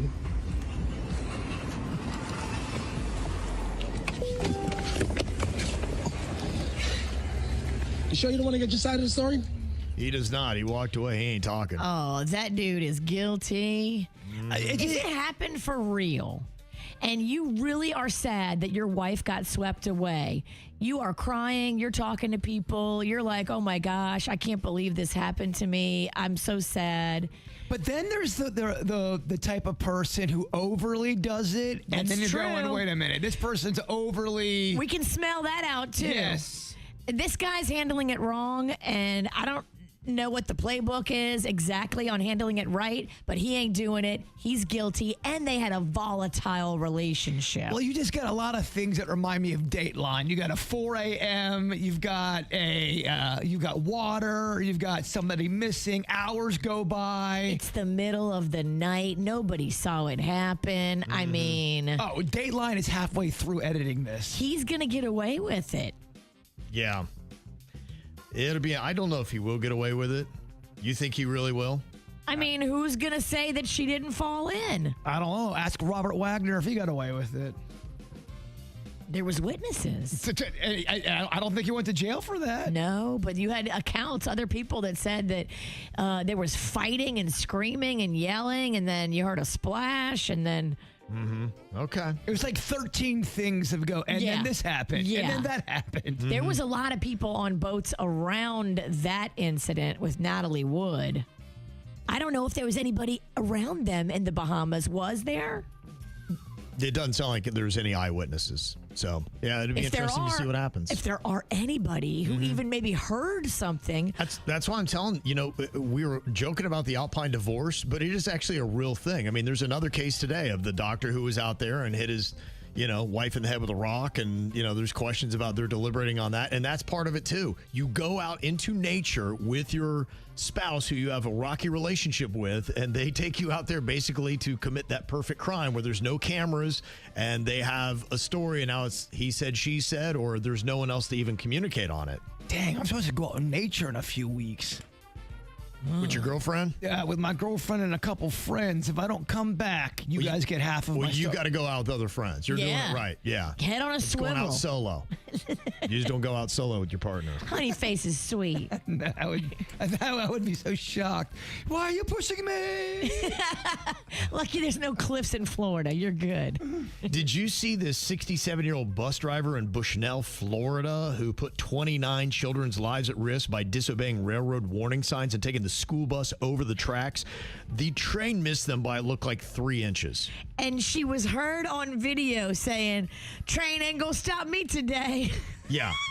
Pretty crazy. That was it. Yeah. She was not stopping. Apparently, they got her on that. Now she's facing 29 counts of child negligence and 2 misdemeanors after the crash. And the kids were terrified. And I don't blame them, seeing this train coming at them and the bus driver barely making it over the tracks. Trains don't sneak up on people, folks. It was poor judgment, and that's what led to this arrest. Poor judgment that placed children at risk. Children can be heard screaming on the bus as it passes by. Bus driver Yvonne Hampton telling police there was a car at the intersection and she was waiting for the car to move. She said the car began to move, so she began to go over the other side of the tracks, but the car stopped.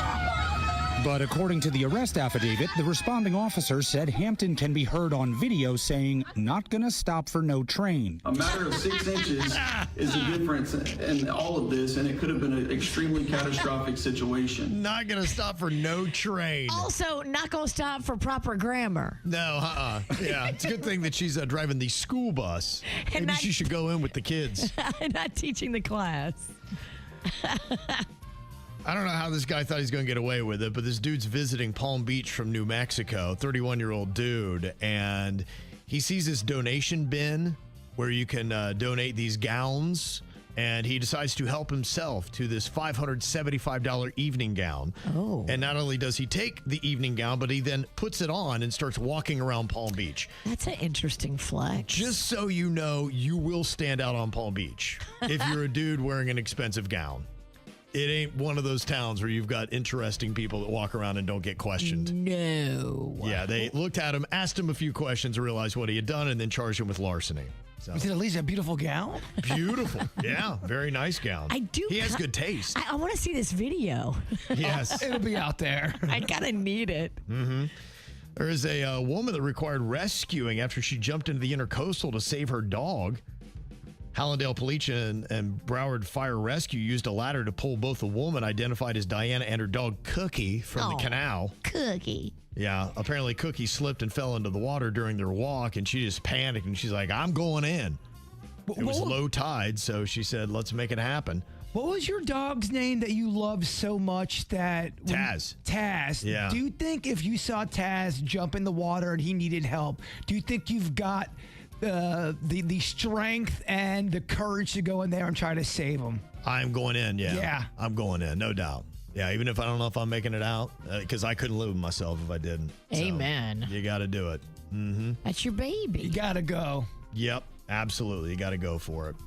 A couple other things that we got going on here. Joey Chestnut, he had a cake eating contest against some Tampa Bay Buccaneers players and set a new world record for chocolate cake eating in the process.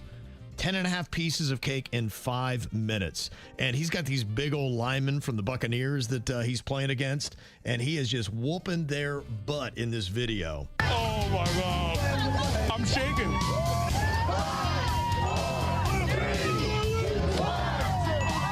I think we gave him a run for his money, but he's a heck of an athlete, man. He's the greatest of all time for a reason. They call him Joey the Jaws Chestnut for no reason. You're right. And we saw that firsthand today. That was impressive. Mm-hmm. I wonder how much I could eat in one sitting. You love chocolate cake. I do like chocolate cake, and I think there's certain kind of items that kind of lend to eating more without you kind of getting sick. You can fight through it harder. Yeah, like a wet cake's going to slide down better. Yeah, but when I had to eat, was it pastrami or what was it the year I had? I think it was corned beef. Oh, gosh. Yeah. That was rough. Mm-hmm. Well, they say Disney is going to be banning popular Stanley Cups from several attractions so they don't become dangerous projectiles that could hurt people. That seems kind of obvious. Not the Stanley Cup like the hockey players get. Now, that would really hurt somebody. Imagine taking the Stanley Cup upside the head on a roller coaster. Oh, my gosh. You might not live. The McDonald's CEO is denying that he's a secret vegetarian. And he said the reason why he did that awkward Big Arch taste test video is because his mom's advice was not to chew with his mouth full. No, I'm not. Nope. Not to talk with his mouth full. I'm not buying this. Yeah, sorry, talk with his mouth full. This guy, is he a secret vegetarian? That's kind of awesome if they've outed him. That's hilarious. That's the rumors. He gets the Big Mac, but hold the meat. Mm-hmm. Yep. And a unfortunate video of a baseball fan who was enjoying the opening festivities. They just reopened the park in Tampa Bay, Tropicana Field, and he was going for a fly ball in the game against the Cubs, and he kind of fell over as the ball came down, and so did his pants, and he wasn't wearing drawers. Oh, it's rough. Front or back? All back, thankfully. I mean, but it's his full butt is down. I mean, his pants went almost to his knees. We didn't see any baseball bats or baseballs. Yeah, no, but it was a full mooning. Wow. Yes. Pretty impressive.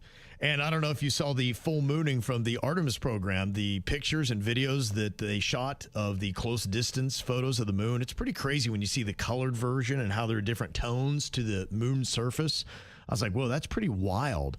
And they say if we ever do build that moon base, that it could actually change humans because they want to use things like lunar soil and frozen water to support long-term life.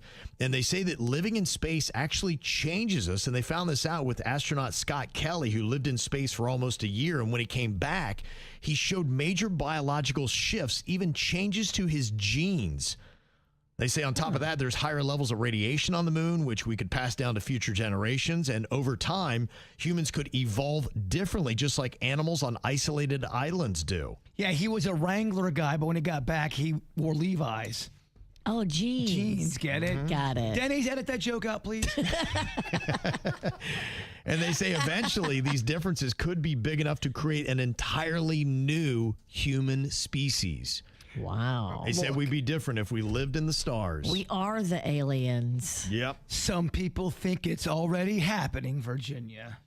Okay. I can't think about it. I gotta stop thinking about the aliens are already here and all that. Too much for you, huh? They live on the moon. I gotta stop thinking about it. You need to worry about the Real Housewives. I think that's more your speed. You are so right. What are you thinking about? What are you thinking about? What's on your mind? Are you thinking about? What are you thinking about? Well, I thought this was pretty crazy. I was watching to see what was going on with our downed airmen over Iran. I was like, oh my gosh, could you imagine what that was like? And then some of the details came out that the person was injured. They had to bandage their wounds. I think they had an elbow issue and they had something else that was going on. All the while, the Iranians were trying to track them down. And they had to basically climb up then kind of into a mountain region and hide in one of the crevices up there until they could locate them. But I still was like, how did they find them? Because they were talking about, I'm like, going, this rescue seemed unbelievable. And I couldn't believe that we found it before the Iranians did, considering it's inside their borders. But here's a bit of the explanation of the situation they were faced with. At the president's direction, we deployed both human assets and exquisite technologies that no other intelligence service in the world possesses to a daunting challenge comparable to hunting for a single grain of sand in the middle of a desert. This was also a race against the clock, as it was critical that we locate the downed aviator as quickly as possible, while at the same time keeping our enemies misdirected. So they didn't say anything else about the technology other than that, but apparently what this tool is called the Ghost Murmur. The CIA has this, and it's a secret tool that uses AI to find heartbeats. That's what they used, was a heartbeat. And apparently you can detect it from like 40 miles away. That's according to what President Trump had been saying. Now, they apparently just used it for the very first time, and it uses a long-range quantum magnetometry to find the electromagnetic fingerprint of a human heartbeat. And then it pairs that data with artificial intelligence software to isolate the signature from background noise. Wow. Isn't that insane that from 40 miles away, they can detect your heartbeat and separate it from all the other chaos and know because of the signature of your heartbeat that that is you? Wow. Is that wild or is that wild? That is wild. Only two options, wild or wild. It's wild. It's wild. Basically, if your heart is beating, we will find you, is what they say with the Ghost Murmur. Wow. That's unbelievable to me. I'm like, holy crap. That is crazy. To think that they could pinpoint a heartbeat from 40 miles away and separate it from all the other noise and know who that heartbeat belongs to? What the heck, man? That's amazing. Thank goodness they have that and they found him, because he was like, those pilots, when they crash, they are trained to go hide and find like the highest point that they can find to go hide in. And so he was injured, bleeding out, trying to hide and trying to get away from the wreckage, I'm sure. Like, that's unbelievable. Pretty crazy. Thank God they found him. What a beautiful story. Mm-hmm. Now, there is an apology that is coming out from Poly Market. It is the prediction market platform.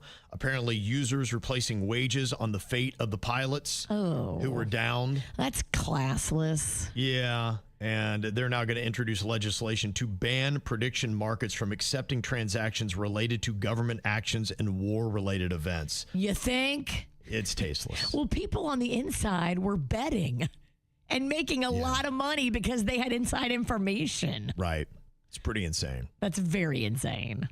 All right, Bird, what you got on your mind today? Well, I got this email, and I know I've brought this up a little bit before, but I get so many of these emails, especially when it comes to the weird and whatever paranormal type of thing.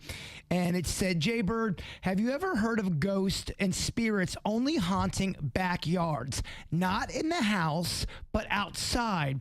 Something weird is happening, and I wanted to see what you thought. My 6-year-old daughter keeps seeing them all the time outside. And there are theories that there are some certain paranormal activity that does just stay outside. A common one, shadow people, but even elementals. And elementals are different than what a ghost is. Elemental is kind of a nature spirit, if you will. Think gnome, think that kind of entity. Ghost is attached to death. Elementals, which do like to stay outside sometimes, are, they feel comfortable out in that area. And if you do feel like you've got an elemental at your house, to make them cool, you're supposed to offer a present to them. And you're supposed to offer something that comes from the heart and don't mock them. If you mock, then things can turn a little bit weird.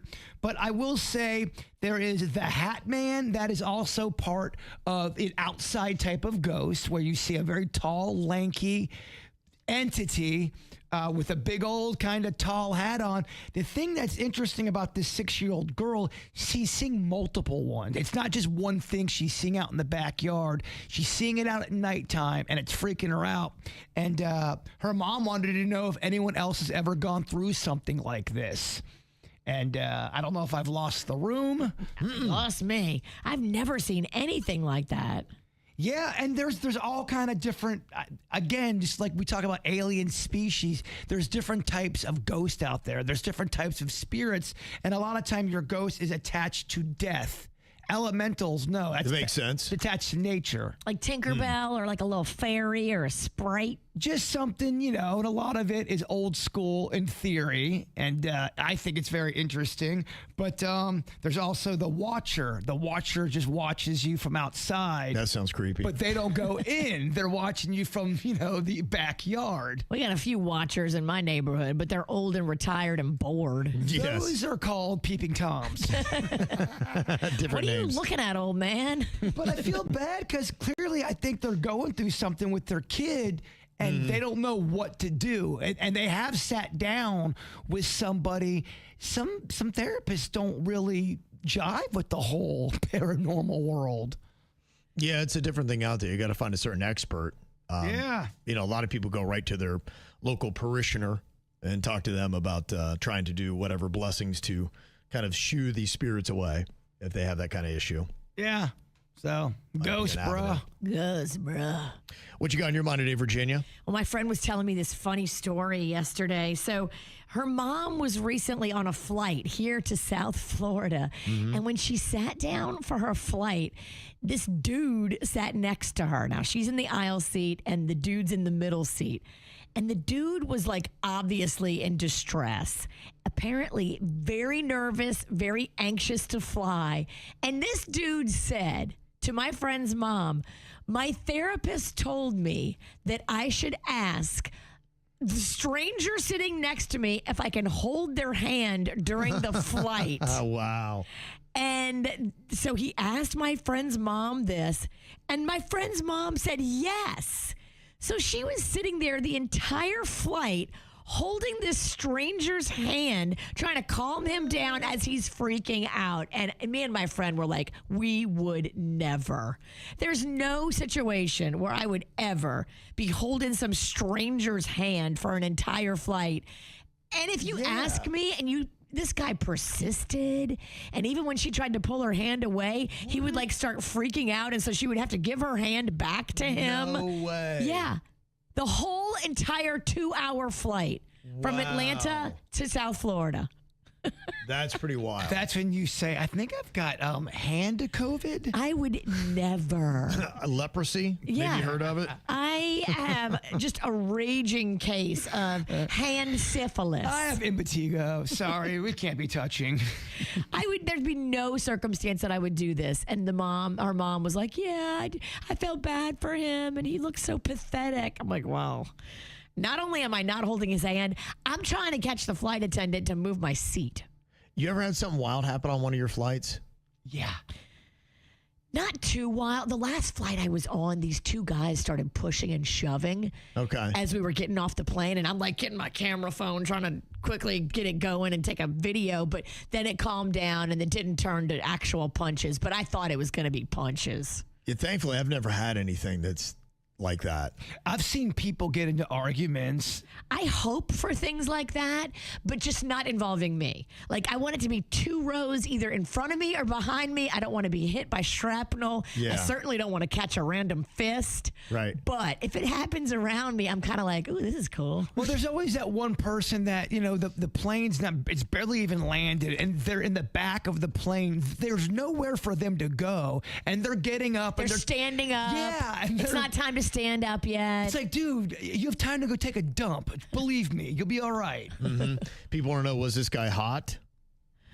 No, he was like not hot at all. Okay. Like that was not the vibe. Well, that's why Virginia thinks this is terrible. If he was hot, oh my gosh, Gabby, it's great.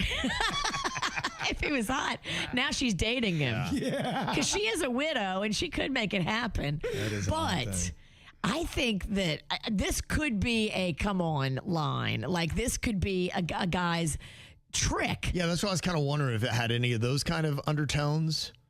She said it didn't, but doesn't matter. She's sweet and innocent. I don't know if she would even. She'd probably believe in his act. And creepos have an act. Right. That's what I was saying. I'm like, there's no way I'm touching that guy. Yeah.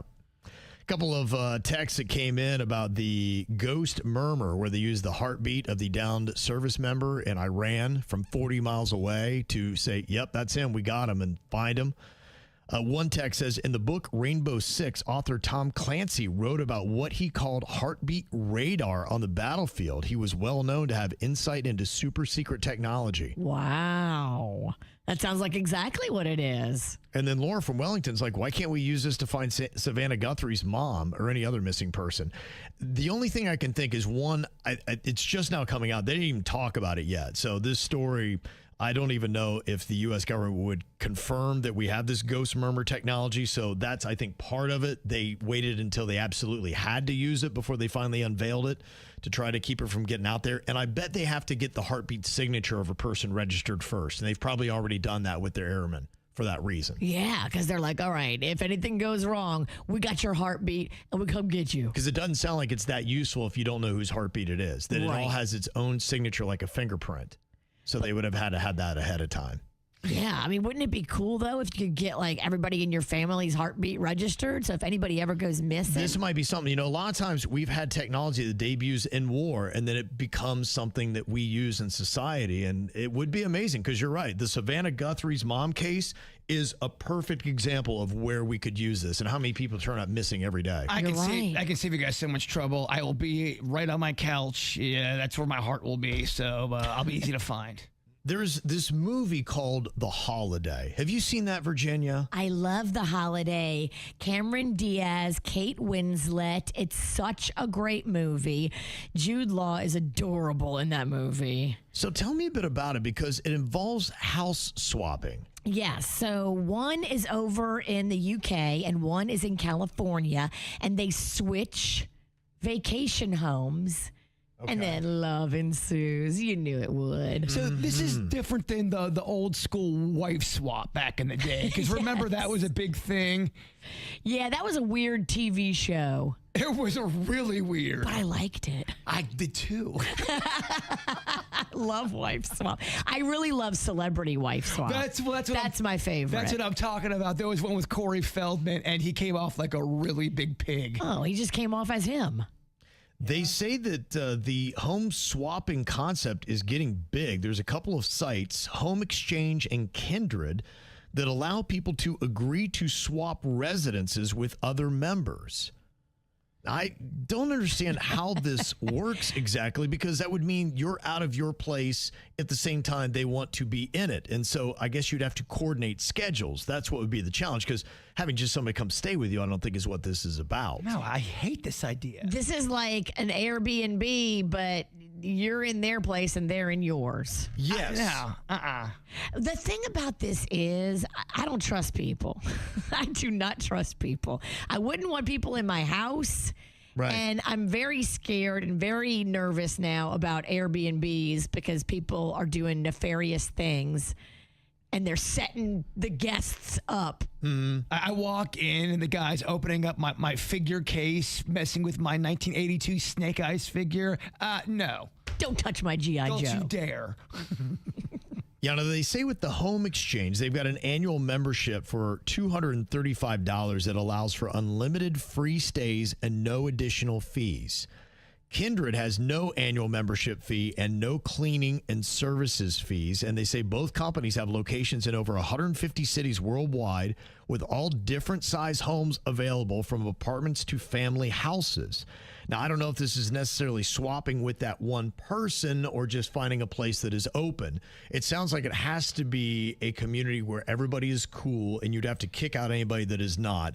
And they say what they love is they go in there to a clean place and they'll leave a bottle of wine or something, a nice little gift for the person that is, let them stay in their place. But that to me is what I can't figure out, how they're coordinating the vacancies. Well, I think too, when it comes to Airbnb, they've done a thing, and I don't know all the legal parts or the jargon about it, but they do it to where they cover their butt. And if anything weird happens at Airbnb, you sign that thing and they're like, sorry, you got stabbed with an axe. That's on you. They take themselves out of it. Yeah, they don't want to be liable for whatever shakes down when you're there. So make sure you read what you're signing. I'm a little afraid. I've seen too many stories of it going sideways in other people's homes. Well, you're freaked I like out a hotel better. You're freaked out by the small little cameras. I am. Yeah, it's a weird concept to me that I'm not sure that I'm into, but they say it fosters a close-knit community, and it sounds like it's almost like you have a bunch of friends globally, and you're like, I can't wait, I'm going to come stay at your place, and they're very excited about that. It sounds like, okay, swingers light. What's going on here?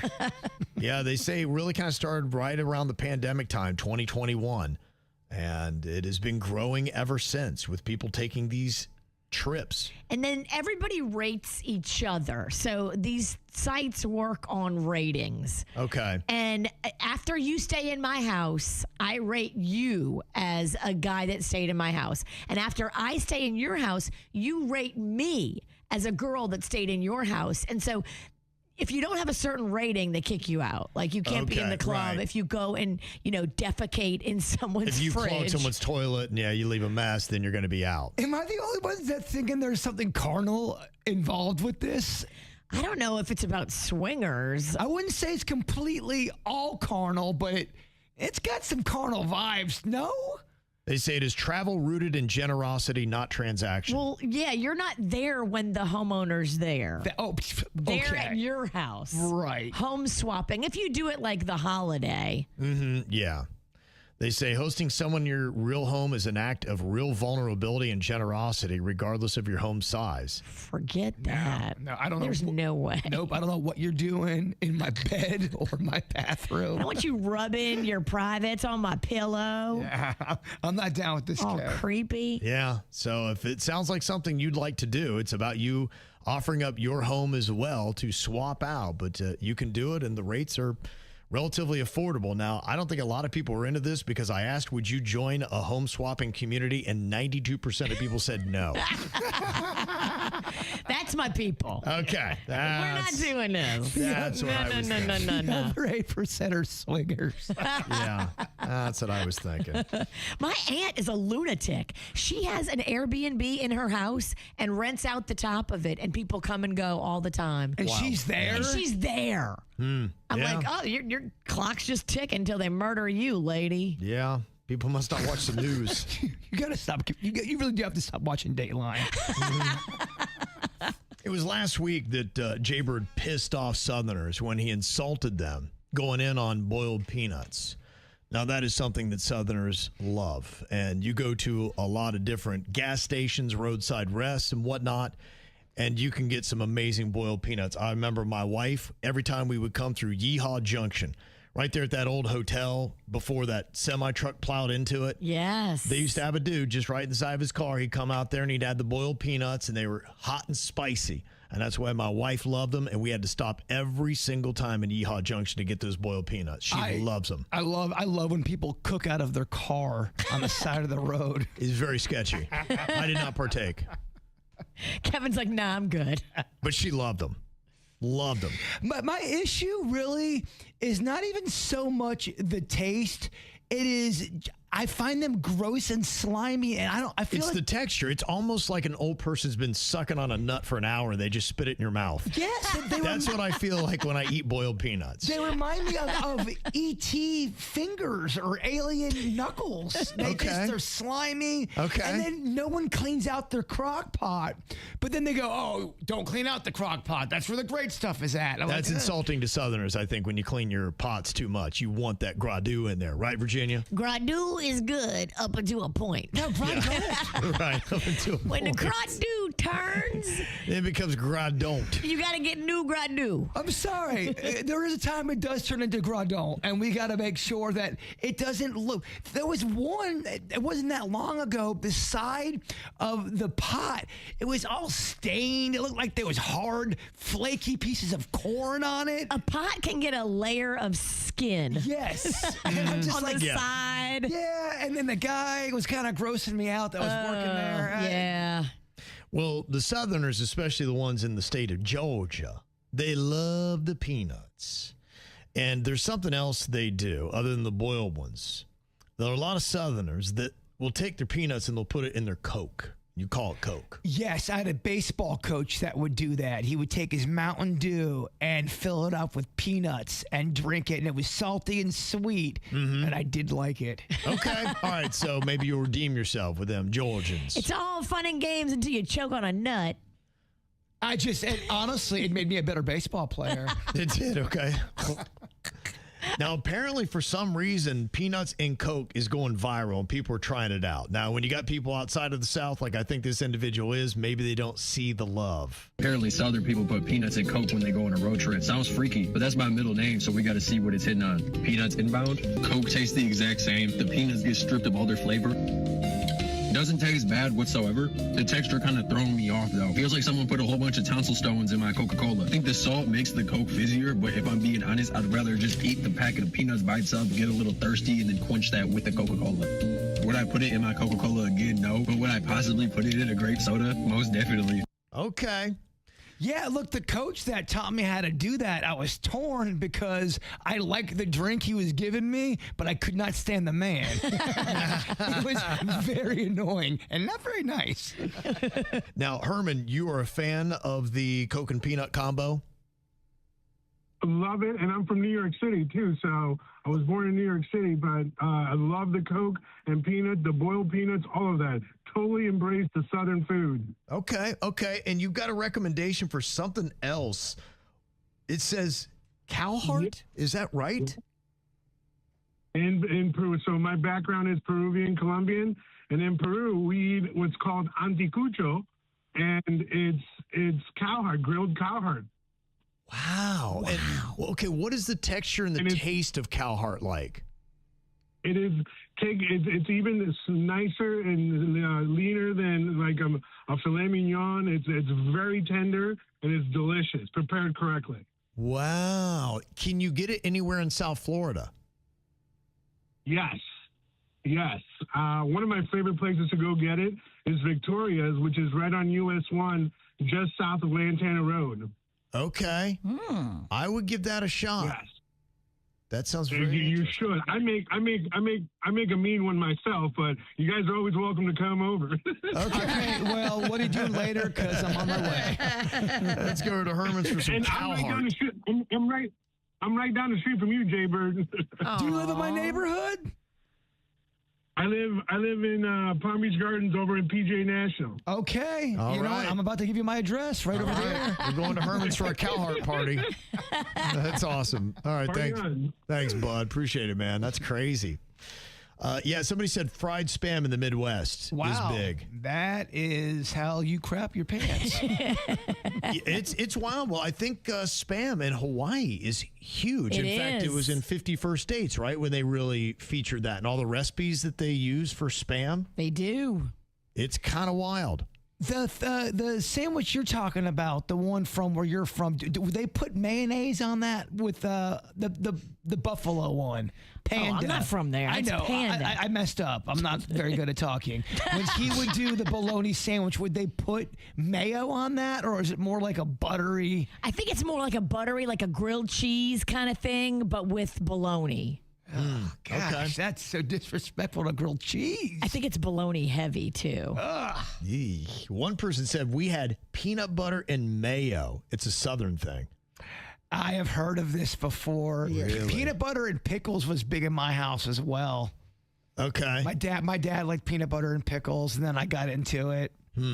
Somebody from Pittsburgh said we loved chipped ham. It's called shaved ham here, but we used the chipped ham to make barbecue sandwiches. I still love it. When you were a kid, would you buy that barbecue meat that came in that bucket? It was so terrible for you. I do kind of remember that, But you yeah. rip off that cellophane thing on that. But I could eat the entire thing as like a 14-year-old, that teenage hunger. Bucket of loose odds and ends of meat. Oh, there's no way I wasn't eating pork butt.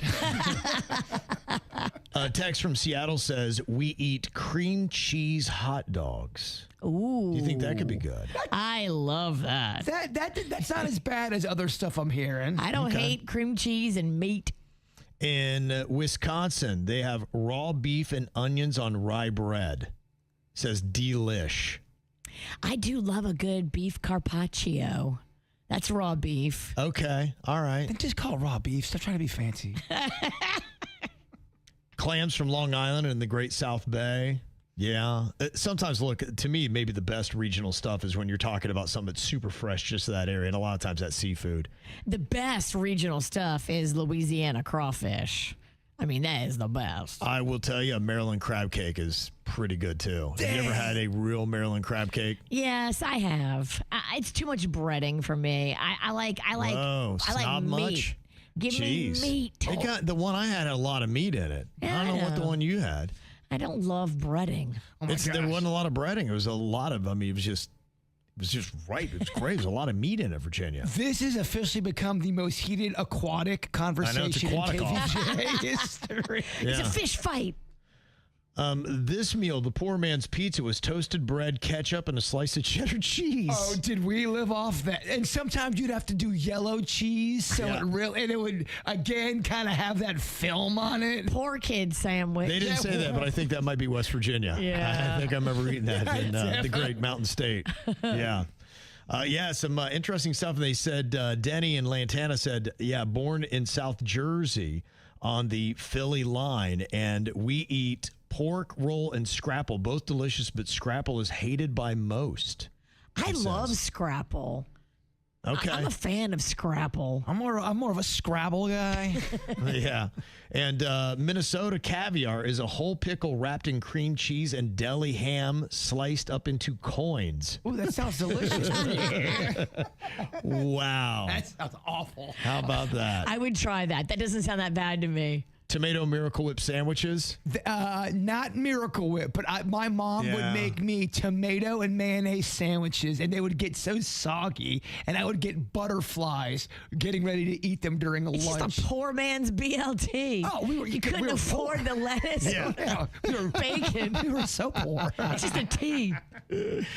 And there's something that's taken off too called Tokyo style pizza. It looks like a regular Neapolitan pie, but it has a thick and airy outer crust while maintaining a thin bottom crust, and it also carries a faint taste of wood smoke. Ooh, yes. Tokyo style I love pizza. this. Smoky, yes, Daddy. Okay. All Yes, right, well, please stop calling him Daddy. I know. Yeah.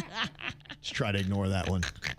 Well, I love good stories like this. Kind of nice because you actually have a guy that does deliveries that went above and beyond the call of duty, and people recognized him for that. Delivery driver Dan Simpson was dropping off an order in Boise, Idaho, when he realized the restaurant was out of the soda the customer ordered. The customer learned that was the case and thought, hey, no big deal. It's a Friday night. I understand. Well, not on Dan's watch. He stopped at a separate store to pick up that soda the customer wanted. The customer was so taken aback, he shared his gratitude online with this video of the delivery, adding that Dan told him he'd been working a second job delivering food for 14 years. In the customer's post to TikTok, he wrote, "The world needs more Dans." I couldn't agree with that more. And the internet also agrees. A GoFundMe page to raise money for Dan's retirement in a few weeks has now surpassed $70,000 in just the last half hour. So it has just been so great to see this outpouring of support. There you go. I love, if you're going to get a good delivery person, take care of them. And that's what they did for him. Absolutely. It's a smart thing to do. We were talking about regional foods just a minute ago, and it is National Empanada Day today. A lot of people love them empanadas, and they're fantastic. They really are great. You can make different versions of them, too. Have you had the dessert style? I don't think I have done any desserts, no. Oh, in Mexico and in San Antonio, where my mom is from, she gets down. That's probably part of the weight problem, but she gets down. They are not slimming. On a sweet potato empanada. Ooh, that sounds good. Or pumpkin. Yeah. Oh, Linda loves that pumpkin. Sounds good. Not only is it National Empanada Day, it is also Dog Farting Awareness Day. You have one dog that I do. Probably farts a lot. Way more than the average dog. Frenchies will fart a lot. Yeah. And so they both toot. Make a good bit. video. Let's celebrate. Okay, yeah, there you go. Stand around, just watch a dog fart all day. All right, Bird, you're going to take us to the after the show, which people can watch live coming up here in just about 15 minutes on YouTube, Facebook, Instagram, and Twitch. What is your thought for the day? Some people chase dreams. I chase late night snacks, and somehow I find peace. Okay, there you go. The KVJ Show on 97.9 WRMF.